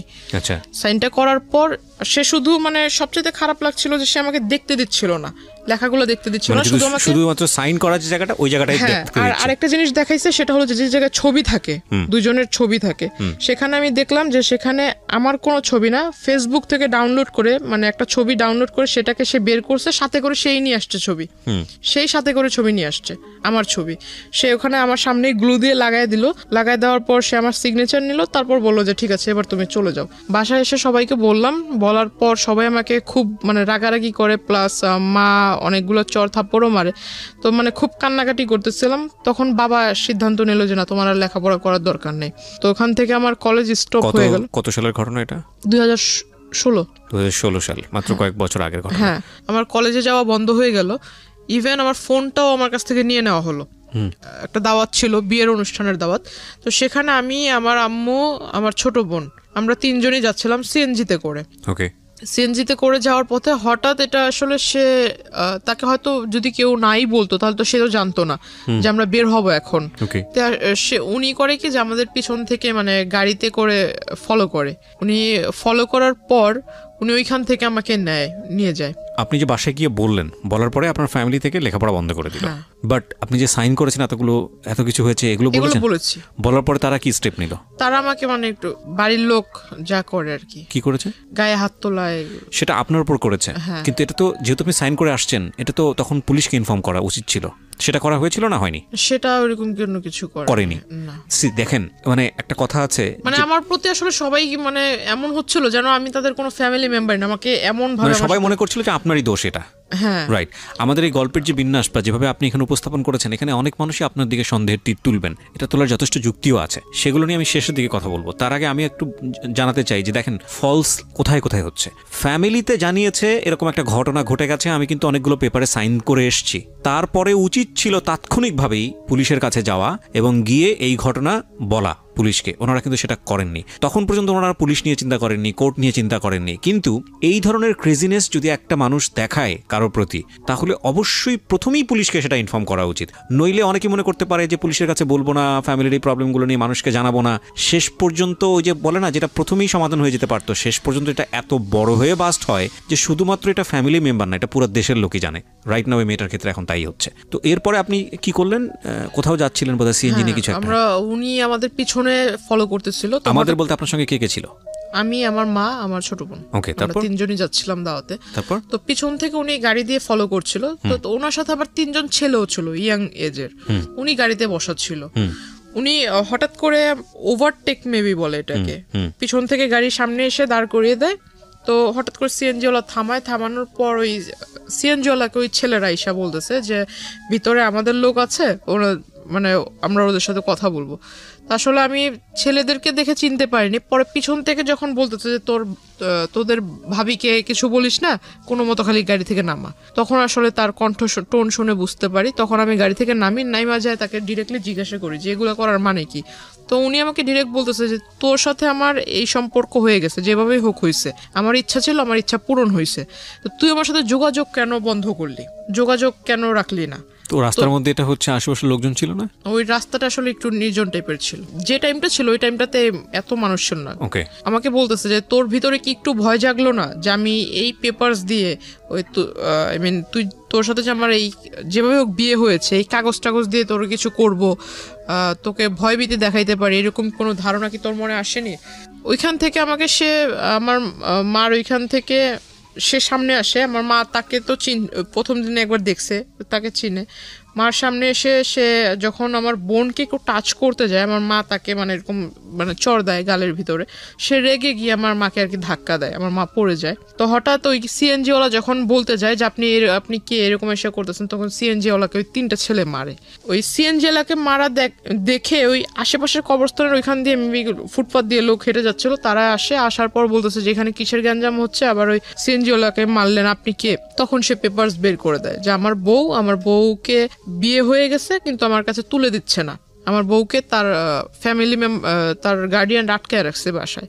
এইটা বলে সে আমাকে আসলে ওইখান থেকে ওই পেপারস দিয়ে নিয়ে যায়। নিয়ে যাওয়ার পর সে আমাকে ডিরেক্টলি ওইখান থেকে নিয়ে যায়। ইভেন আমার মাকে যে ধাক্কা দিয়েছিল, আমার মা আমার বোন কিন্তু খুব কান্না করতেছে, আমার বোন ওকে দেখে কান্না করতেছে। আমার মা উঠতে উঠতে সে আমাকে গাড়িতে মানে উঠায় ফেলছে। আমাকে শুধু বলতেছে যে এই পেপারস গুলো কিন্তু সবকিছু, তুই যে এখন যদি না যাস তাহলে যে তোর মা বোনকে যে ছেড়ে যাচ্ছে এরাও কিন্তু থাকবে না, ভাবিস না। আমাকে এটা বলে। তো আমার কাছে আমি সর্বোপরি আমার বোন আমার কাছে সবচেয়ে প্রিয়, আর আমার মাও আমার কাছে সবচেয়ে প্রিয়। তো আমি ওর সাথে যাওয়ার পর এটা যাই বললে ভুল হবে, সে আমাকে নিয়ে যায় জোরপূর্বক। আমাকে নিয়ে সে ডিরেক্টলি এক মহিলা, তারই পরিচিত এক মহিলা, ওই মহিলার বাড়িতে 4 দিন ছিলাম। 5 দিনের দিন সে অ্যারেস্ট হয়। তো 4 দিনই সে আমাকে খুব টর্চার করেছে ওই মহিলাটা। মানে দিনের বেলা মানে খাবারের টাইমে খাবার দিত, খাবারের টাইমটা শেষ তখনই এসে মানে বারবার বলতো যে তুই এরকম কেন করছিস, তুই যদি তার সাথে সাংসারিক জীবন যদি না শুরু করিস তাহলে মানে তোর এই ফ্যামিলির সমস্যা হবে, এই পেপারস দিয়ে অনেক সমস্যা করব। ইভেন আমার কাছে যে ফোন ছিল, ফোনটাও ওই লোক নিয়ে নিছে, ওই লোকের সিম নিয়ে নিছে, ফোনটা ওই মহিলা নিয়ে নিছে, ফোন তার কাছে। তখন তাকে রিকোয়েস্ট করতেছি যে আপা দেখেন আপনারও তো সন্তান আছে, আপনার এই যে ছোট্ট বাচ্চা আছে, আমার নিজেরও একটা ছোট বোন আছে, তো আপনি আমাকে আপনার সন্তানের জায়গায় রেখে আমাকে উপকার করেন, আপনার সামনে এই ঘটনাটা ঘটছে, আপনি কি কিছুই বলবেন না ওই লোকটাকে? আপনি কি একবার জিজ্ঞাসা করেছেন যে সে তার সাথে আমার কিভাবে পরিচয় হলো, কিভাবে সে আমাকে এখানে নিয়ে আসলো, আর আপনি বা তাকে কিভাবে রাইট দিলেন আপনার এখানে আমাকে নিয়ে এনে রাখার? আর ওই যে সন্ধ্যাবেলা যেটা হতো সেটাও গেট লক করে ওই আমাকে বলতো যে অ্যারোসল দিতে হবে রুমের ভিতরে, 15 মিনিট তোমাকে বাইরে থাকতে হবে। পরে কি বুঝতে পেরেছেন যে আসলে সে কি করতো? হ্যাঁ, পরে এটা জানতে পেরেছি। আচ্ছা, আমরা একটু সামনের দিকে আগাই। তারপর তো পরে ওই ঘটনার শেষ হলো। 5 দিনের দিন তাকে কিভাবে অ্যারেস্ট করলো পুলিশ আমি জানি না, হয়তো 5 দিনের দিন, এই 5টা দিন আপনি তার সে ছিল না, সে মাঝখানে 4 দিন আমি ওই মহিলার বাসায় ছিলাম, 2 দিন সে আমার ওখানে যায়। 2 দিনে গিয়ে যে আমি আপনাকে বললাম যে আমার প্রচুর ঘুম হতো, কেন হতো এটা আমার কাছে কোনো আনসার ছিল না। আর দুপুরে যে খাবার ছিল, এখন আমি যার বাসায় আছি তাকে তো আর আমি বলতে পারি না যে আমার ইচ্ছে মতো খাবার দেন, আমি যেটা খাবো সেটাই আমাকে দিতে হবে। এখন সে যেটা দিচ্ছে আমার কোনো মতো খেতে হবে। আপনি কি সারাক্ষণ রুম বন্দি ছিলেন নাকি? রুমের ভিতরে বন্দি, মানে তাদের বাহিরের বের হইতে দিত না, যে রুমটাতে আমাকে রেখেছিল ওই রুমটাতেই। মানে রুমের ভিতরে কোনো ধরনের কোনো শাউট করা বা কারো হেল্প চাওয়া এটা করার সুযোগ ছিল সে না? আমাকে খাবার দিত, মেবি 10 তলাতে ছিল ফ্ল্যাটটা, আর একদম উইন্ডো নাই, শুধু একটা ছোট্ট একটা ব্যালকনি আছে, কিন্তু ব্যালকনির পাশে অন্য কোনো ফ্ল্যাট নেই, ঠিক আছে, একদম সামনে একদম খোলা পুকুরের মতো দেখা যাচ্ছে আর কি। আর সে খাবারটা যে দিত, মিলটা থাকতো আপনার ভাত এবং ডাল। এখন আমার সন্দেহ হতো যে ডালের ভিতরে কি এমন কিছু আছে যে আমার প্রচন্ড ঘুম আসে।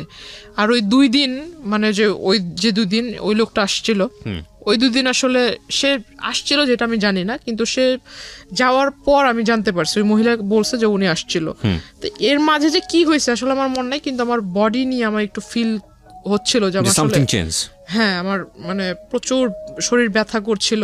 তখন আমি তাকে জিজ্ঞাসা করলাম যে আচ্ছা, আমি তো মানে আমি ওরকম কোনো হার্ড ওয়ার্কিংও করি নাই, বা আমি তো শুধু খাটের উপরেই বসে আছি, তো আসলে আমার মানে শরীরটা কেমন যেন লাগতেছে, যে আপনার কাছে যদি ব্যথার ট্যাবলেট থাকে আমাকে একটু দেন।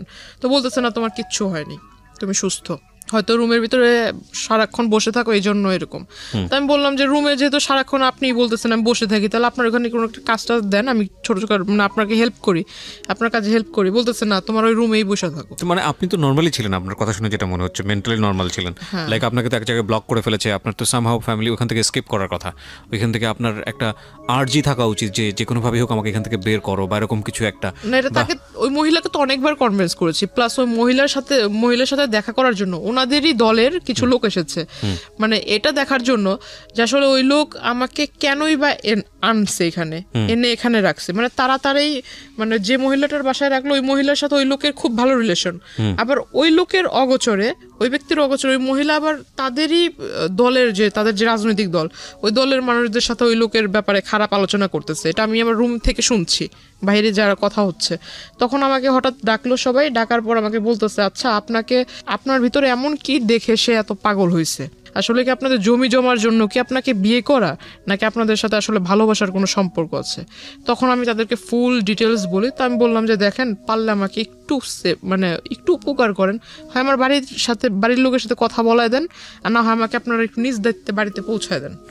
এর বিনিময়ে যদি টাকা পয়সা চান আমি চেষ্টা করবো আমার বাড়ি থেকে নিয়ে দেওয়ার জন্য। তখন আমাকে ওই যে একটা লোক আর কি বলে, একটা ব্যাড প্রপোজাল দেয় যে এইটা যেহেতু সে তার মতো একটা বুড়া লোক যদি মানে আপনার সাথে এরকম করার চিন্তা ভাবনা করতে পারে, তাহলে আমরা করলে সমস্যা কোথায়? আমরা তো এরকম চাইলেও পাই না। তারা আমাকে বলতেছে যে আমাদের লিডারের মতো লোক যদি এইটা করার সিদ্ধান্ত নিতে পারে, তাহলে আমাদের কাছে তো মেয়েরা আসতেই চায় না। আমরা কি ভুল করছি? আমরা কেন এরকম পাই না? তো আমাকে সে ব্যাড প্রপোজাল দেয়। তখন আমি আসলে বুঝতে পারি যে আসলে এও হলো ওই কোয়ালিটিরই মানুষ, মানে স্কিপ করার কোনো রাস্তা নাই না। এদেরকে আমি বললে তো আর উল্টা তাদের আবার এই সমস্ত ওদের সাথে যা যা কথা হয়েছে আমার কাছ থেকে তো সমস্ত কিছু শুনছে। শোনার পর আমি যে ওই লোকের কথা বললাম, ওই লোক খারাপ এটা সেটা যে বললাম, এগুলো আবার যা ওই লোকের কাছে বলে দিছে। প্রিয় শ্রোতা, এখানে একটা বিষয় আপনাদেরকে পরিষ্কার করতে চাই। জান্নাতকে বা জান্নাতের আজকের এই জীবনের জন্য জান্নাতের ভাষ্য অনুযায়ী যে ব্যক্তিটি দায়ী, আমরা তার নাম পরিচয় এখানে উপস্থাপন করছি না, যেহেতু এটা ইনভেস্টিগেটেড শো না। কিন্তু আমরা অনুষ্ঠানের শেষে গিয়ে তাকে ফোনে কানেক্ট করব, তার নাম পরিচয় গোপন রেখেই আমরা তাকে ফোনে কানেক্ট করব এবং তার বক্তব্য আমরা আজকে আপনাদেরকে শোনাবো। আমরা প্রথমে জান্নাতকে বা জান্নাতের যে পরিবার এখানে এসেছে তাদের সবাইকে ফ্লোর দিতে চাই, তাদের কথা শুনতে চাই, এবং সেখান থেকে যে প্রশ্নগুলো উদ্ভাবন হবে সেগুলো নিয়ে আমরা যে ব্যক্তিটি আজকে জান্নাতের জীবনের জন্য এই জায়গাটায় দায়ী, তার সঙ্গে আমরা কথা বলবো একেবারে অনুষ্ঠানের শেষে। সুতরাং সঙ্গে থাকবেন আশা করছি। এখানে একটা বিষয় আপনাদেরকে পরিষ্কার করতে চাই। জান্নাতকে বা জান্নাতের আজকের এই জীবনের জন্য জান্নাতের ভাষ্য অনুযায়ী যে ব্যক্তিটি দায়ী, আমরা তার নাম পরিচয় এখানে উপস্থাপন করছি না, যেহেতু এটা ইনভেস্টিগেটেড শো না। কিন্তু আমরা অনুষ্ঠানের শেষে গিয়ে তাকে ফোনে কানেক্ট করব, তার নাম পরিচয় গোপন রেখেই আমরা তাকে ফোনে কানেক্ট করব এবং তার বক্তব্য আমরা আজকে আপনাদেরকে শোনাবো।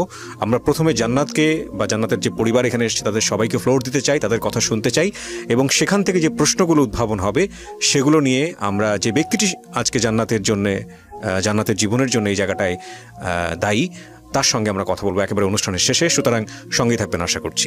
আমি কথা না বাড়িয়ে গেস্টের কাছে আবারও ফিরতে চাই আমরা যেখানটায় ছিলাম। তারপর ওই লোক 5 দিনের যেদিন ধরা খায় ওই দিন দিনের বেলা সে আসে, আইসা আমাকে জিজ্ঞাসা করে যে তুই এগুলো বলছিস আমার নেতাকর্মীর কাছে। আমি বললাম না তো, আমি এত কিছু তো বলিনি। তো বলতেছে না যে এগুলো বলছিস, তারা আমাকে মিথ্যা বলেন। আপনি স্কিপ করেন কিভাবে ওখান থেকে? স্কিপ করার কোনো সুযোগ ছিল না। কি হলো, মানে বেরোলেন কিভাবে? তাকে অ্যারেস্ট করে সে আমাকে আপনি জানলেন? আপনি কিভাবে বেরোলেন? আপনি তো আগে জানেননি অ্যারেস্ট হয়েছে। হ্যাঁ, ওইখানে হয়েছিল কি, আমি ওই তাদের মধ্যে একজনকে রিকোয়েস্ট করেছিলাম যে আপনারা কি মানে তার ওয়াইফ বাচ্চা কারো ডিটেলস জানেন কি, বা তার ওয়াইফের নাম্বার আছে কিনা। তো একজন বলতেছে যে হ্যাঁ তার ওয়াইফের সাথে তো আমাদের খুব ভালো রিলেশন। তাই আমি বললাম আপনি একটু পারলে ওনার ওয়াইফের সাথে আমার কথা বলায় দেন, আর না হলে ওনার ওয়াইফকে এখানে আসতে বলেন। ওনাকে বলি। তো ওই লোকটা করছে কি যে ওই লোকটা আবার আমাকে ওই দিনই বললো যে তুমি আমার বোনের মতো, এরকম করে বললো। তো আমি আবার একটু বিলিভ করে ফেললাম, যেহেতু বোন বলছে হয়তো ভালোই হবে। তো উনি করছে কি ওনার ওয়াইফকে আনার পর ওনার ওয়াইফ আমাকে বলতেছে যে চল তুই আমার সাথে চল, মানে খুব রাগান্বিত হয়ে বলতেছে। তার ওয়াইফ ওইখানে আসার পর তার ওয়াইফ আমাকে এই কথা বলে যে আমার সাথে চল, তুই আমার সাথে গেলে আমার বাসায় যাবি, যাই ওইখানে থাকবি, তারপর আমি সবকিছু শুনে টুনে তোদের বাসায় দিয়ে আসবো। তো যার বাসায় ছিলাম সে মহিলা আমাকে বলতেছে যে না তুমি ওনার সাথে যেও না, ওনার সাথে গেলে উল্টা আরো তোমাকে মারবে ধরবে। তো আমি বললাম তাহলে আমি কি করব? তো বলতেছে যে এখান থেকে তুমি বরঞ্চ যে আমাদের আরেক ভাই আছে ওনার সাথে তুমি কোনো মতো রোডটা পার হোক। ওই লোকটা আমাকে নিয়ে সিএনজি করে আমাকে নিয়ে চলে গেল আপনার ওইখানে আমাকে নিয়ে যাওয়ার পর আমাকে বলতেছে যে এখান থেকে বাসে করে আমাকে আমার বাড়িতে পাঠায় দিবে। এখন বাসে করে যে আসবো, আমার কাছে তো টাকা নেই, বাসে করে না হয় সে পাঠায় দিল, আর সে আমাকে বাসের ভাড়াও দিবে না, বাসে করে পাঠাবে বাসের ভাড়া দিবে না। তখন ওই লোক ফোন দেয়, ফোন দিয়ে তাকে জিজ্ঞাসা করে যে আমাকে নিয়ে কোথায়, মানে তার সাথে আবার তার ওয়াইফের অন দ্য স্পটেই তার ওয়াইফ আমাকে আবার ঢোকার সাথে সাথেই 2-3টা চর দিছে। এইটা আবার ওই লোক জানতে পারছে, যার বাড়িতে রাখছিল তার কাছ থেকে জানতে পারছে। তো সে করছে কি এইটা শোনার সাথে সাথে ওই বাসায় গেছে, তার ওয়াইফকে আবার সে মারছে সবার সামনে। তো ওইটা তো আসলে আমার তো কোনো দোষ না, তার ওয়াইফকে সে মারছে, এটা সে জানতে পারছে এই জন্য। তো সে ফোন দিয়ে জিজ্ঞাসা করে যে লোকের সাথে আমাকে পাঠায় দিল, তার কাছ থেকে তাকে ফোন দিছে। ফোন দেওয়ার পর সে জানতে পারলো যে আমাকে নিয়ে অমুক জায়গাতে আছে। তো উনি বলতেছে যে তুমি ওইখানে থাকো, আমি আসতেছি। উনি আসার পর আমাকে ওনার সাথে করে বললো যে তোমার বাড়িতে নিয়ে যাও, তোমার বাড়িতে নিয়ে যাও, আমি আইসা তোমার যা ওর থাকার খরচ যা লাগায় আমি এগুলো দিব। কে বলেছে এটা? মানে ওই লোক। উনি ওনার সাথে ওনার বাড়িতে পাঠালো। তো ওনার বাড়িতে পাঠালো? হ্যাঁ, ওনার ওয়াইফের বাসায় ছোট্ট একটা ঘরের ভিতরে মানে তারা থাকে। এখন তাদের হাজবেন্ড ওয়াইফের মাঝখানে আমি কিভাবে থাকবো? ছোট্ট একটা ঘর, এই ঘরের ভিতরে তাকে আমি বলতেছি ভাই দেখেন আপনি আমাকে দয়া করে আমার বাসায় পৌঁছায় দেওয়ার ব্যবস্থা করেন, আমাকে বাসায় পৌঁছায় দেন। আর আপনি তো এই সমস্ত ঘটনা নিজেও দেখতেছেন, আপনি যেহেতু বোন বলে ডাকছেন আমাকে বাড়িতে দেন, আমি খুব উপকৃত হব। মানে যে লোকটার মাধ্যমে পাঠাচ্ছে ওই লোকটার সাথে আপনার কথোপকথন? হ্যাঁ, এই কথা বলার পর সে আমাকে বলতেছে যে না এখন আমি যদি আপনারে দেই তাহলে তো আমার নামে আবার কেস করে দিবে, উনি লিডার যে মানে রাগী লোক, আমি আপনাকে দিব এই কথা জানতে পারলে আমার নামে কেস করে দিবে। তারপর ওইখান থেকে আমাকে সে তার সাথে তাদের বগুড়াতে নিয়ে যায়, তার ওয়াইফের মানে তার শ্বশুর বাড়িতে। মানে উনি আমাকে বলতেছে যে বোন দেখো তোমাকে যদি এখন আমি তোমার বাড়িতে দিয়ে আসতে যাই তাহলে আমার নামে তো সে কেস করে দিবে, আমি আসলে কোনো যাও খেটে খাচ্ছি তাও খেটে খেতে পারবো না। মানে আপনাকে সেভ করতে সে তার বাড়িতে নিয়ে যায়? হ্যাঁ, তার শ্বশুর বাড়িতে নিয়ে যায়, তার ওয়াইফের সাথে, মানে সে সহ তার ওয়াইফ, তাদের দুজনের সাথে আমাকে তাদের শ্বশুর বাড়িতে নিয়ে যায় বগুড়া।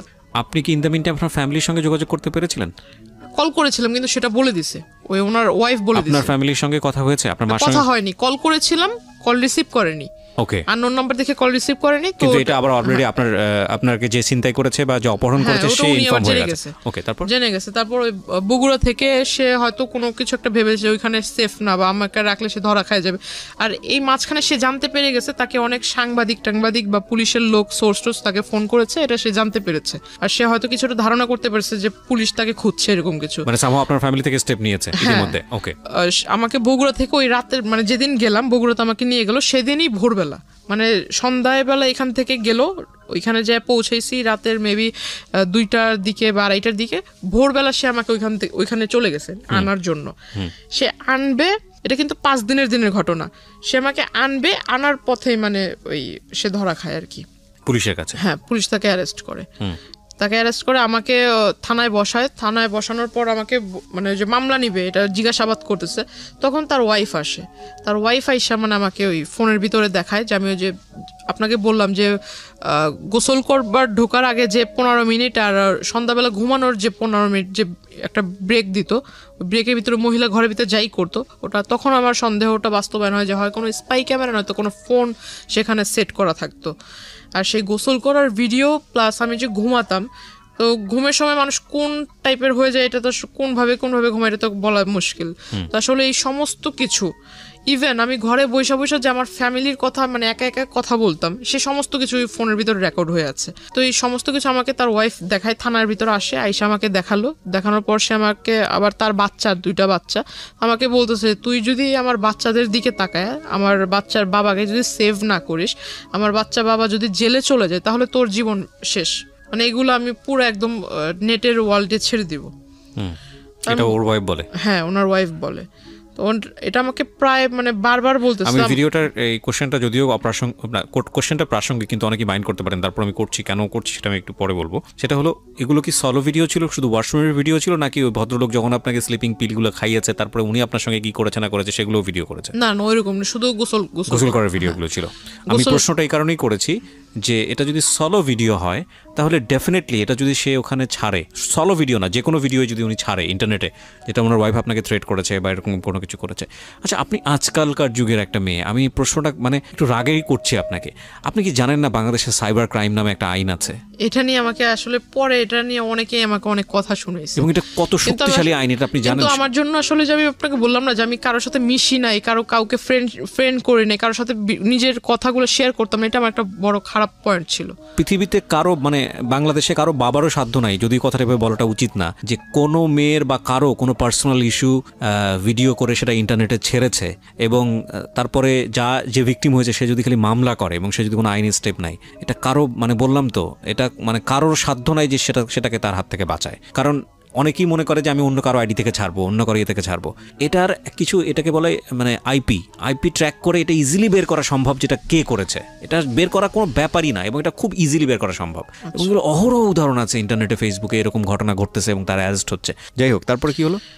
ওনাকে তখন মামলা লেখা হলো, আর উনি মানে থানার ভিতরে আপনাকে ভয় দেখাচ্ছে, আপনি তো চাইলে পুলিশে তখনই ইনফর্ম করতে পারতেন। তখন মানে আসলে তো উনি আমাকে মানে শুধু সামনে এসে বলতেছে, অথচ আমার মা আমার সামনে আসতেছে, তখন আমার ভিতরে একটা ভয় কাজ করতেছে। আমার মা সামনে এসে আমাকে বুঝাইতেছে যে তুই ভয় না পেয়ে যা ঘটছে সেটা বলে ফেল। আসলে আমার ভিতর চিন্তা যে এই মহিলা যেভাবে বলতেছে, এখন এটা যদি সবার কাছে দেখায়, এখন একটা মেয়ের কাছে তো তার মানে শুধু মেয়ে না, যে কোনো মানুষের কাছে তার সম্মান অনেক ইম্পর্টেন্ট। হ্যাঁ, এখন এটা যদি আমি যে এলাকা থেকে বিলংস করি, এটা তো মানে অনেকটা গ্রাম্য এলাকার মতো, তো এখানে যদি এই জিনিসটা একবার ছড়ায় তাহলে তো আমার কথা নিলাম বাদ দিলাম, আমার ফ্যামিলিটা কি হবে? আর আমার মা তো এত বছর ধরে নানুর বাসায় আছে, আমার বাবার বাসায় থাকলে একটা আরেক কথা। ইনস্ট্যান্টলি আপনার জবানবন্দি নিয়েছে? ওই সময় আপনার জবানবন্দি নিয়েছে না পরে নিয়েছে? মানে যে কোর্টে যে নেয়, কোর্টে তো অনেক পরের বিষয়। থানাতে কি হয়েছে আপনি সেটা বলেন? থানাতে মামলা হয়। হ্যাঁ, কি মামলা হয়? থানাতে মামলা হয় যে আমার যে কি বলে মাইনর, হ্যাঁ, ওই যে নারী ও শিশু, মানে তখন তো আমার বয়সটা হয়নি, হ্যাঁ, নারী ও শিশু নির্যাতন আইনে মামলা হয়, অপহরণ মামলা, এটার মামলা হয়। মামলা হওয়ার পর তাকে থানাতে সারা রাত্র রাখা হয়, পরের দিন তাকেও কোর্টে মেবি পাঠানো হয়, আর আমাকেও পাঠানো হয় আপনার যে হসপিটালে, বগুড়া কোর্টে। না না না, আপনাকে অ্যারেস্ট করেছে কোথায়? অ্যারেস্ট করেছে ঢাকাতে অ্যারেস্ট করেছে। ওকে, তো আপনি ছিলেন তো বগুড়া থেকে সে যখন ঢাকায় নিয়ে আসছে ওই দিনই নামার পরে ঢাকাতে ল্যান্ড করার পরে। ওকে, ল্যান্ড তো না, ঢাকাতে আসলে আসার পরে। হ্যাঁ, তো আমাকে মানে কোর্টে নিয়ে যায়, কোর্টে যে ডক্টরের যে চেকআপ গুলো থাকে ওখানে থাকে, তো ডক্টর আমাকে, মহিলা ডক্টর বলতেছে যেটা ঘটেছে সেটা বলবেন।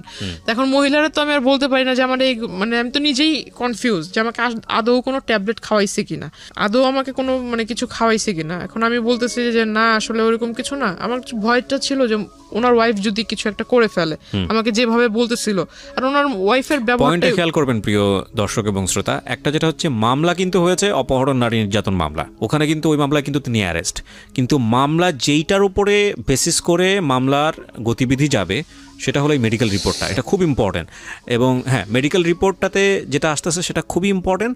পাশাপাশি পারিপার্শ্বিকভাবে অনেক বিষয় লজিক্যাল ব্যাপার আছে, যে না ঠিক আছে তাহলে ওনাকে তুলে নিয়ে গেল কেন বা এরকম কেন করলো, সেগুলোও আছে, কিন্তু মেডিকেল রিপোর্টটা খুবই ইম্পর্টেন্ট। সেখানে কি হয়েছে দেখেন, বলেন। তারপর আমি আসলে ওনার ওয়াইফের কথা চিন্তা করে আমি ভাবলাম যে যেহেতু আমি ওর সামনে ম্যাজিস্ট্রেট আমাদের পরিচিত, পরিচিত ম্যাজিস্ট্রেট, কিন্তু ম্যাজিস্ট্রেট আমার কথা শুনে সে খুব রাগান্বিত হয়ে যায়। আমি যখন বলি সেও খুব রেগে যায় যে যেটা ঘটতেছে তুমি সেটা বলতেছো না কেন, তুমি অন্যভাবে কথা বলছো কেন। তো আমি এটা করলাম, করার পর মানে এখান থেকে তাহলে আমাকে তখন ওই একটা পুলিশ মানে যে মহিলাটা আমাকে মহিলা কনস্টেবল যে নিয়ে গেছিল সে আমাকে বলতেছে তুমি যে এই কাজটা করলে এখন এই লোকটা তো বেঁচে গেল, তোমার এই জবানবন্দির উপরে বেঁচে গেল। ওই জবানবন্দির উপরে যে সে আসলে জামিন পেয়ে যাবে, আমি ভাবছিলাম যে মানে যেটা হয়েছে আসলে ভালো তো হয়নি, কিন্তু আমারও তো হাত পা বাঁধার মতোই। মানে অন্য সবাই চিন্তা করতেছে যেটা হয়েছে হয়েছে, মানে তুমি মরে গেছো আবার মরার চিন্তা করতেছো কেন, সবাই আমাকে এইভাবে বলতেছে। তা আমার কথা হইতেছে যে বাবা যখন দেখবে, মা যখন দেখবে এই বিষয়টা, তখন কি ভাববে। ডিসিশন পাওয়ার পর আমরা নিজেদের যতটুকু যথাসাধ্য চেষ্টা করে যে আসামিকে অ্যারেস্ট করছি, তা আসামিকে অ্যারেস্ট করে লাভটা কি হলো। ডেফিনেটলি মানে ক্ষিপ্ত হওয়াই উচিত, আমরা নিজেরাই ক্ষিপ্ত হয়ে যাচ্ছি আপনার কথা শোনার পরে। খুব রেগে যায় তখন, আসলে আমি চুপচাপ ছিলাম। তখন আমাকে সে রাগ করে আমাকে বলতেছে যে ওরে বাড়িতে দিয়েও লাভ নাই, এ থেকে বোঝা যাইতেছে যে আসামির সাথে ওর ভালো কম্বিনেশন আছে। ইউ ডোন্ট ডিজার্ভ ইট, প্রথম কথা হচ্ছে এটা, কারণ আপনি এত বড় রকমের ভুল করেছেন, আনথিঙ্কেবল। ওকে, তারপর তখন আর আমাকে মানে কেউ পাত্তা দিচ্ছিল না, কেউ দাম দিয়ে কথা বলছিল না, কেউ আমাকে মানে কোনো একটা ভালো কিছুর জন্য বলছিল না, সবাই যেন এরা চলতো। 4 মাস না 5 মাস পর সে জেল থেকে বের হয়। বের হওয়ার সাথে সাথে আমার মামির সাথে কন্ট্যাক্ট করে, আমার মামির সাথে একটা ভালো রিলেশন তৈরি করে ফেলে। মামির কাছে এই পিকচারগুলো পাঠায়, মামি আমাকে এই পিকচারগুলো দেখায়। মামিকে পিকচার কি নেটের মাধ্যমে পাঠিয়েছে নাকি মেইল করে? মেসেঞ্জারে উনি পাঠিয়েছে। সেটা তো নেটে ছাড়া হলো না, ব্যক্তিগতভাবে আদান প্রদান হয়েছে, কিন্তু নেটে ছেড়েছে, আপনি নিশ্চিত হয়েছেন কিভাবে? এটা তো মামির ফোন থেকে, মানে ওনার যে আপনার আইডি খুলে যে ওইটাতে ছাড়ছে সেটার লিংক মামিকে দিয়েছে, আইডির লিংকটা। মামি আইডিতে ঢুকে পিকচার উনি দেখছে, দেখার পর আমাকে দেখাইছে। তখন আসলে আমি সুইসাইড করার আর কি মানে প্ল্যানটা করি। তখন থেকে মানে সে করে কি, ওই যে ওই পেপারস গুলা দিয়ে অভিযোগ করে 13টা জায়গাতে অভিযোগ করার পর আস্তে আস্তে মানে যে আপনার বাড়িতে র্যাব, তারপর পুলিশ, ডিভির লোক দিনে 3-4 বার করে এসে। আমি আমার বাড়ির লোকের হয়ে অভিযোগ করেছি যে আমার বাড়ির লোকগুলা মাদক ব্যবসার সাথে জড়িত, প্লাস আমার সাথেও বাজে কাজ করায়, আমাকে ফোর্স করে। ও কি চাচ্ছিল, মানে যে লোকটা আপনাকে এভাবে জোর করে নিয়ে সংসার করবে, ও সামহাও আপনাকে লাইফ লাগবে, যেহেতু এত কিছু হয়ে গেছে, এবং সে প্ল্যান ছিল আর কি। ওকে, তারপরে কিডন্যাপ করলো আপনার বোনকে। তারপর বোনকে কিডন্যাপ করার পর আমার বোনকে নেওয়ার সাথে সাথে আপনার খুব মানে আমাদেরকে তো কল দিচ্ছে, আমাকে কল দিচ্ছে বারবার, যে বলতেছে যে তুই যদি না আসিস তাহলে তোর বোনকে আর দেখতে পারবি না। বোনটা তখন 2 বছর, মানে 2 বছর বেবি, কত ছোট, তো ওকে আসলে খুব মারতেছিল, সেটা আমিও শুনতেছিলাম। ফোন লাউডে ছিল, প্লাস এটা আসলে ওই ট্র্যাক করা হচ্ছিল, প্রশাসনের লোক ট্র্যাক করতেছিল যে যা কথা হচ্ছিল। তো আমার বোনকেও চর দিছে, আমার বোনকে নিচে ফেলে আমার বোনের মাথার উপর বুট জুতো দিয়ে, মানে কি বলো ওটাকে, মানে চাপ দিচ্ছিল জোরে জোরে। প্রিয় দর্শক এবং শ্রোতা, এই পার্টটাতে ওনার যে ছোট বোন এবং ওনার মা দুজনই স্টুডিওর বাইরে আছে, আমরা দুজনকে এখানে হাজির করছি, এবং ভিডিও পার্টে আমরা ওনার বোনের ফেসটা আমরা দেখাবো না, এবং যেহেতু ওনার অপ্রাপ্তবয়স্ক, আমরা একটু নিয়ে আসতে চাই, আমরা একটু ওনাদের কাছেও জিজ্ঞাসাবাদ করতে চাই আসলে কি, বিশেষ করে ওনার ছোট বোনকে জিজ্ঞাসাবাদ করতে চাই। কি নাম তোমার? হীরা। আচ্ছা, হীরার বয়স হচ্ছে 4 বছর। ওকে যখন এটা করা হয়েছিল তখন 2 বছর বয়স আপনি বলছিলেন, তাহলে তোর মনে থাকার কথা না? তারপরেও আমি টুকটাক, ওর একটা আমাদের একটা প্লাস পয়েন্ট ছিল, আমাদের জন্য না, এটা প্রশাসনের জন্য প্লাস পয়েন্ট ছিল, যে প্রশাসন ওকে উদ্ধার করে, সেই প্রশাসনের কাছে ও যখন উদ্ধার করছে, ওই অন দ্য স্পটে আসামিকে অ্যারেস্ট করার সাথে সাথে, মানে ও কিন্তু ওকে যখন জিজ্ঞাসা করছে বাবু তোমার সাথে কি করছে, তখন মানে ও সমস্ত কিছু বলে। সেটা তো আমি মামলার চার্জশিটে, মামলা যেটা হয়েছে আমি সেখানে দেখলাম, নিজের মুখে বলছে। হ্যাঁ, মামলাতে কাগজপত্র আছে, দেখে আমি কিছু পাই নাকি। তোমার কি মনে আছে হীরা, যে 2 বছর আগে কি হয়েছিল, কে তোমাকে কোথায় নিয়ে গিয়েছিল, মনে আছে? কুরআন দিছিল, মানে ঘুরাইছে, পা ধরে ঘুরাইছে। ও পা ধরে ঘুরিয়েছে। চিন্তা তুমি লোকটাকে? কানা। হ্যাঁ, ওর নাম আর কি, ও কানা বলে। কানা বলো তুমি ওকে? আচ্ছা, তো কোথা থেকে নিয়ে গিয়েছিল তোমাকে? আমি খেলতেছিলাম, তারপর আমার নিয়ে দিছিল। তোমাকে নিয়ে গিয়েছিল, কি বলে নিয়ে গিয়েছিল? কইছে কি আমারে মারবে তোমাকে, ধরে নিয়ে গেছিল। কি করেছে তোমাকে? ঘুরিয়েছে, আর কি করেছে তোমার সাথে? পাউদে কুরআন দিছে, থাপ্পড় মারছে। ওহো, তারপরে তুমি বাসায় আসলা কিভাবে? বাসায় আমার নানা আইনা দিয়েছে। আচ্ছা, কিভাবে উদ্ধার হয়েছিল আমাকে একটু বলেন তো, আপনি বলেন। যে ওকে মানে আমাকে ওই লোক বলছিল যে তোর মানে তোর বোনকে যে আমি যে নিয়ে আসছি, যেভাবে নিয়ে আসছি, যে মাধ্যমে নিয়ে আসছি, এখন ওর মুক্তিপণ হিসেবে যেটা চাই সেটা হলো তুই। না, আমি বুঝতে পেরেছি, আমি রেজাল্ট জানতে চাচ্ছি। তো আপনি তাহলে কি করলেন? ওনার কথায় কনভিন্স হয়েছে না? আমার কথা শুনে আমার মনে হলো যে যেহেতু আমার কারণে সে এত কিছু করতেছে, আর আমাকে পাওয়ার পর যদি সে আসলে এগুলো না করে, এগুলো থেকে যদি বিরত থাকে, তাহলে আমি আমার বোন এবং মাকে ভালো রাখার জন্য, যাতে আমার কারণে তাদের সমাজের লোকের কাছ থেকে কিছু না শুনতে হয়, আমি এই জন্য এতটুকু স্যাক্রিফাইস করব। যেহেতু আমার লাইফের লেখাপড়ার ইচ্ছা ছিল, লেখাপড়াটা শেষ হয়ে গেছে, আমি কোনো ব্যাখ্যাতে যাচ্ছি না। তারপর আপনি কি করলেন? তারপর আমি আসলে যাই, ওনারা সবাই মিলে বসে একটা স্ট্যাম্পের মাধ্যমে, স্ট্যাম্পে লিখিত হয় যে ও আমাকে এই দিবে সেই দিবে, মানে জমি টমি দিবে, হাবিজাবি লিখে আমাকে ওর হাতে দেয়। এখানে একটা কথা বলে রাখি যারা শ্রোতা এবং দর্শক আছেন, এখানে আমরা খুব সচেতনভাবেই উনি যার সম্পর্কে কথাগুলো বলেছে তার পরিচিতি আমরা রিভিল করিনি, because this is not investigative show. এবং শুধু এটাই না, উনি যাকে মামা বলছেন বা যাদের আশেপাশে যে লোকজনের কথা আছে, they are highly background in our society, very very high background. এখানে আপনি বললে অবাক হয়ে যাবেন যেখানে কারা কারা ওনার সঙ্গে জড়িত। হ্যাঁ, মানে এমন কেউ নাই প্রশাসনের টপ লেভেল থেকে শুরু করে, মানে রাজনীতিবিদ থেকে শুরু করে ওনার আত্মীয় স্বজন, বাট আমরা কারোর পরিচয় রিভিল করিনি। বাট আমি কথাটা এই কারণেই বলছি যে এইরকম একটা ব্যাকগ্রাউন্ডে থাকার পরেও একটা মেয়ে এই পরিমাণ ভিকটিম হতে পারে আমাদের সোসাইটিতে, that is quite unthinkable to me. মানে আমি ভাবতে পারতেছি না এই কারণে যে মানে এতটা কিভাবে সম্ভব, বলেন। তারপর আমি ওখানে যাই, যাওয়ার পর দেখলাম, আমি যেদিন থেকে গেলাম যাওয়ার পর দেখলাম যে একদম সে আর আগের মতো নাই, সে একদম ভালো। না, আমি যতদিন ছিলাম ততদিন আর কোনো সমস্যা নেই। কতদিন ছিলেন? আমি ওখানে 15 দিন ছিলাম। তারপরে ব্যাক করলেন কেন? ব্যাক করার কারণ হলো সে 15 দিনের ভিতরে তার সাথে আমার এমনি কোনো গ্যাঞ্জাম হয়নি, শুধু গ্যাঞ্জাম হতো এটাই, সে বারবার আমাকে বলতো যে তোর বাড়িতে কল দে, আমি তোর বাড়ির লোকের সাথে কথা বলবো, তোর বাড়ির লোককে আমাকে মেনে নিবে, আমাকে মেনে নিতে হবে। 65 বছরের একজন বৃদ্ধ লোক, সে বারবার আমাকে এটাই বলতো। এবং আপনি হচ্ছেন তখন 17-18 বছর বয়স। হ্যাঁ, আর আমাকে বারবার এক কথা বলতো যে তোরে যদি আমি না পাই, আমি যেভাবে চাই সেভাবে যদি না পাই, মোস্ট কমন ওয়ার্ড, যারা ক্রেজি হয় ছেলেরা তাদের এটা খুব কম, তোরে যদি আমি না পাই অ্যাসিড মারবো বা তো অন্য কারো হতে দিব না, কমন ওয়ার্ড। আপনি ছেলেরা কমন ওয়ার্ড কিভাবে বলবেন? সাথে অ্যাসিড নিয়ে আসছে হাতে করে, সাথে করে অ্যাসিড নিয়ে আসছে। আচ্ছা, মামা আমাকে বাসায় যেতে বললো, বাসায় চলে যাই। বাসায় যাওয়ার পর আমি আসলে গেছি, তার পরের দিনই আমার নামে মামলা করে যে আমি তার বাসা থেকে আসার সময় জিনিসপত্র চুরি করে নিয়ে আসছেন। হ্যাঁ, তার জমি জমার টাকা পয়সা, তার পাসপোর্ট, তার নাকি ট্রান্সপোর্টের লাইসেন্স। বাংলাদেশে এই মামলা অসংখ্য মেয়ের নামে করে যখন এই যে বাসা থেকে চলে আসে। এই একটা মামলায় আছে, এটাই করা হয় এই শুধুমাত্র কিছুদিন হ্যারাসমেন্ট রাখার জন্য। ডেফিনেটলি সেটা আপনার ভাগ্যে হয়েছে আমার যেটা মনে হয়। তারপর আপনি অ্যারেস্ট হয়েছেন। হ্যাঁ, আমি যখন মানা করি যে আমি ওই লোকের সাথে যাব না, তখন তারা আমাকে কোর্টে পাঠিয়ে দেয়, এবং আমার নানা ওর সাথে ছিল, নানাকেও তারা কোর্টে পাঠিয়ে দেয়। আমার নানা চলে যায় কেরানীগঞ্জের জেলে, আর আমি চলে যাই ওই যে, নানাও জেলে চলে যায়। হ্যাঁ, নানা ছিল 2 দিন, কারণ নানাকে আর আমাকেই নি, স্যার কাউকে নেয়নি, আসামি করেছে আপনাদের দুজনকেই। তো যাই হোক, আপনি কতদিন ছিলেন জেলে? আমি 3 দিন ছিলাম। আর আপনার নানা ছিল 2 দিন। তারপর আপনাদেরকে জামিনে বের করে কে? হ্যাঁ, না আমার নানি বের করে। আপনার মার সাথে একটু কথা বলবো আমি। হ্যাঁ, আপনার মাকে আপনি দিবেন, উনি ইশারায় কথা বলুক, আপনি আমার হয়ে কোশ্চেনগুলো ওনাকে করেন, তাহলে উনি যদি অ্যান্সারটা বলবে ওটাও আপনি দুবাস হিসেবে কাজ করেন, ওটা আপনার কাছে রাখেন। আমি একটু আপনার সঙ্গে কথা বলতে যাচ্ছি, সেটা হলো যে আপনার মেয়ে যে এত কিছু করেছে, মানে এত ঘটনা ঘটেছে, এখন মেয়েকে নিয়ে কি চিন্তা করছেন? কিছু বলতে চান আপনি? একটু বোঝান তো।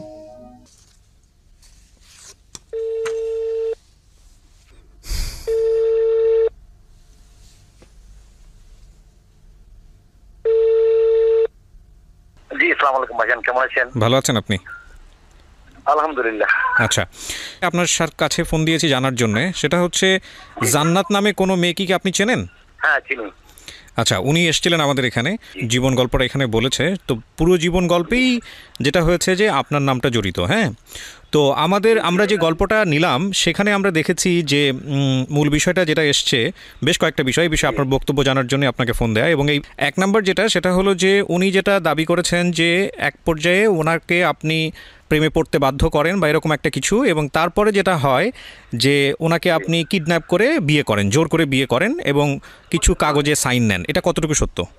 100% মিথ্যা। ইনশাআল্লাহ আমি কোরআন শরীফ হাতে নিয়ে আপনাদের সামনে বসবো, আমি সব এভিডেন্স দিয়ে আপনার সাথে বসবো। কিন্তু আমার এখানে যে এভিডেন্সটা আমি পেয়েছি, এই ঘটনার প্রেক্ষাপটে আপনার বিরুদ্ধে একটা মামলা হয়। হ্যাঁ, ওই মামলাটাতে সে 22 ধারা কি জবানবন্দি দিয়েছে, ওইটা কি দেখছেন? না, জবানবন্দির চাই আমার হাতে যে চার্জশিটটা আছে, সেই চার্জশিটে আমি যেটা দেখতে পাচ্ছি, এখানে চার্জশিটে আপনাকে দোষী প্রমাণ করা হয়েছে। না, আমি এখনো দোষী প্রমাণ হয়নি, মামলা প্রায় খালাসের পথে। যে সে তাকে যে অপহরণ করা হয়েছে সে যে বলছে, এবং সে যে 22 ধারায় জবানবন্দি মাননীয় বিজ্ঞ আদালতে সম্মানিত ম্যাজিস্ট্রেট সাহেবের কাছে দিয়েছেন, ওই 22 ধারার কাগজটা তাকে দিতে বলেন। ওইখানে সেইটা প্রমাণ করে গেছে যে আমি তাকে কিডন্যাপ করি নাই। তারা তো শুধু তাদের কথাগুলোই বলছে, কিন্তু তারা মিথ্যা কথাগুলো বলছে। তো যেই জিনিসগুলো আমার হাতে এসছে প্রমাণের জায়গা থেকে, একটা হচ্ছে কিছু তদন্ত রিপোর্ট। প্রথম যে মামলাটা হয়েছিল আপনার, উনি যে মামলাটা করেছিলেন, সেই মামলায় আমি যেটা দেখতে পাচ্ছি যে চার্জশিটটা দেওয়া হয়েছে, সেই চার্জশিটে স্পষ্টভাবেই বলা হয়েছে যে আপনি ওনাকে কিডন্যাপ করেছেন। এবং এর পরবর্তী বক্তব্য আপনার যেটা, আপনি যেটা বলছেন যে 22 ধারা বা মামলা ডিসমিসের পথে আছে, এটা হচ্ছে আপনার বক্তব্য, তাই তো? হ্যাঁ, 22 ধারা সে বিজ্ঞ আদালতে যে জবানবন্দি দিয়েছে ওই ধারাতে বলছে আমি তাকে অপহরণ করি না, সে স্বেচ্ছায় আমার সাথে গিয়েছে। আচ্ছা, এটা হচ্ছে এই প্রেক্ষাপটে আপনার বক্তব্য, কিন্তু আপনি কোর্টকে রেফার করছেন। 1 2 নম্বর যেটা, সেটা হচ্ছে আপনার বিরুদ্ধে আরও একটি মামলা হয়। সেই মামলাটা হচ্ছে তার যে ছোট বোন, তার বয়স এখন বোধ, তার ছোট বোনকে অপহরণ করেন আপনি, এবং তাকে পাওয়ার জন্য, তাকে করার জন্য, মানে জোর করে পাওয়ার জন্য। সেই সময় আপনার তার সাথে যে ফোনের কথোপকথন, সেই কথোপকথন লিখিত আকারে এখানে আছে। এবং আমি যেটা দেখতে পাচ্ছি, সেই মামলারও একটা চার্জশিট হয়েছে। সেই চার্জশিটে স্পষ্ট করে বলা হয়েছে যে আপনি অপহরণ করেছেন, আপনাকে অন স্পট ধরা হয়েছে, এবং আপনি এটার অপরাধী। কি বলার আছে এটার প্রেক্ষাপটে? এই প্রসঙ্গে তার মামা তাদের স্থানীয় ইউনিয়ন পরিষদ চেয়ারম্যান একটা বৈঠক করে বিচার করে আমাদেরকে মীমাংসা করে দিয়েছেন। কেমন মীমাংসা করে দেওয়ার পরে তিনি 10 মাস 10 দিন পরে আবার আমার কাছে চলে আসতেন যে আমি সংসার করব। এই প্রতিমধ্যে তার মামা, তার নানি এবং তার তার নানা, তার মামি, তার মামা এবং সে প্রায় আমার সাথে যোগাযোগ করতো টেলিফোনে। আমি বললাম যে না, যেটা একেবারে শেষ হয়ে গেছে ওটা নিয়ে আমি আর মাথা কামাইতে রাজি না। যেটাতে বিচার হয়েছে সম্মানিত চেয়ারম্যান সাহেব, মাননীয় চেয়ারম্যান সাহেব বৈঠক করে এটা মিনিমাইজ করে দিয়েছেন, ওটাতে আমি আর যেতে রাজি নই। তখন সে বললে যে তুমি যদি আমাকে না নাও, আমি তো কলঙ্কিত হয়ে গেছি। আমার মা বাবা, আমি নানার বাড়িতে থাকি, আমার কোনো পরিচয় নাই।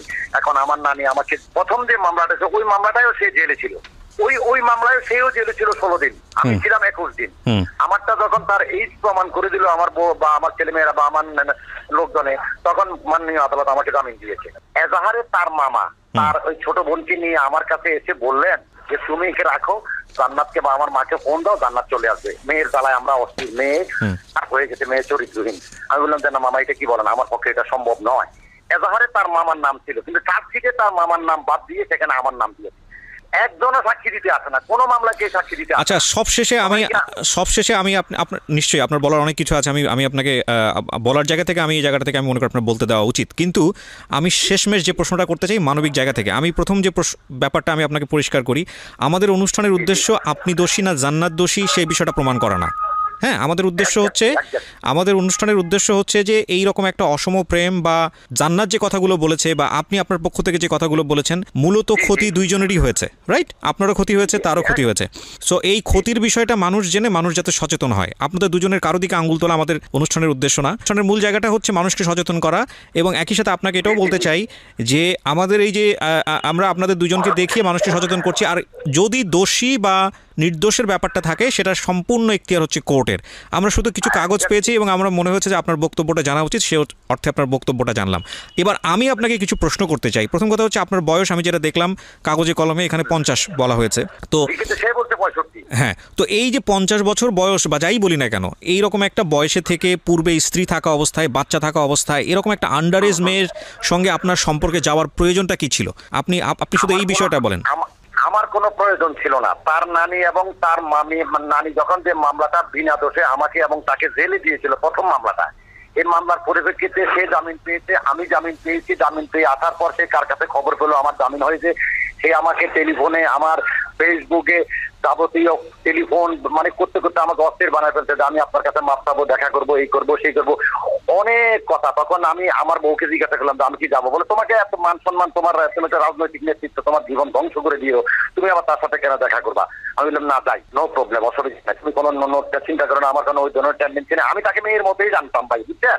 আপনি তাকে মেয়ের মতো জানতেন, সে আপনাকে বিয়ে করতে চেয়েছে, এগুলো কি বিশ্বাসযোগ্য? আপনি বলেন, আপনি যদি একটা রাজনীতি ব্যক্তিত্ব হয়ে থাকেন, আমাকে কি দিয়ে ভাই, আমাকে যদি তার ভয়েস রেকর্ড গুলো আপনি শোনেন, আমার কাছে সব আছে তথ্য, ওরা কিন্তু ওদের গুলা দিয়েছে, আমি কিন্তু আমার গুলা এবং ওদের গুলা দুইটা আপনাকে প্রডিউস করবো। আমার লক্ষ লক্ষ টাকা নিয়েছে, তারা জেলও ছিল, তাদের বিরুদ্ধে আমি মামলা করছি, তাদেরকে আমি জেলও খাটাইছি। কিন্তু তার ভয়েস রেকর্ড গুলা, তার চ্যাটিং গুলা, তার ভিডিও সিডি গুলা যদি আপনি দেখেন, তাহলে আমি তাকে দোষী করি না, কিন্তু তার সম্পূর্ণ দোষ হচ্ছে তার নানি। ডেফিনেটলি। সো এই হচ্ছে জান্নাতের জীবন গল্প। আমি শেষ বেলায় এসে খুব ছোট্ট করে যে কথাটি বলতে চাই সেটা হলো যে জান্নাত কতটুকু ভুল করেছে, কিংবা যে ব্যক্তিটি, যিনি 50ঊর্ধ্ব ব্যক্তি জান্নাতের এই জীবনের জন্য দায়ী, যিনি নিজেকে এখনও জান্নাতের স্বামী বলে দাবি করলেন, তিনি কতটুকু ভুল করেছেন সেটা আমাদের আজকের এই অনুষ্ঠানে আঙ্গুল দিয়ে তাদের দুজনকে আঙ্গুল দেয়া বা আঙ্গুল দিয়ে দেখিয়ে দেওয়া আমাদের উদ্দেশ্য নয়। আমরা শুধু বলতে চাই যে জান্নাতের মতো ভুল যেন আপনি না করেন।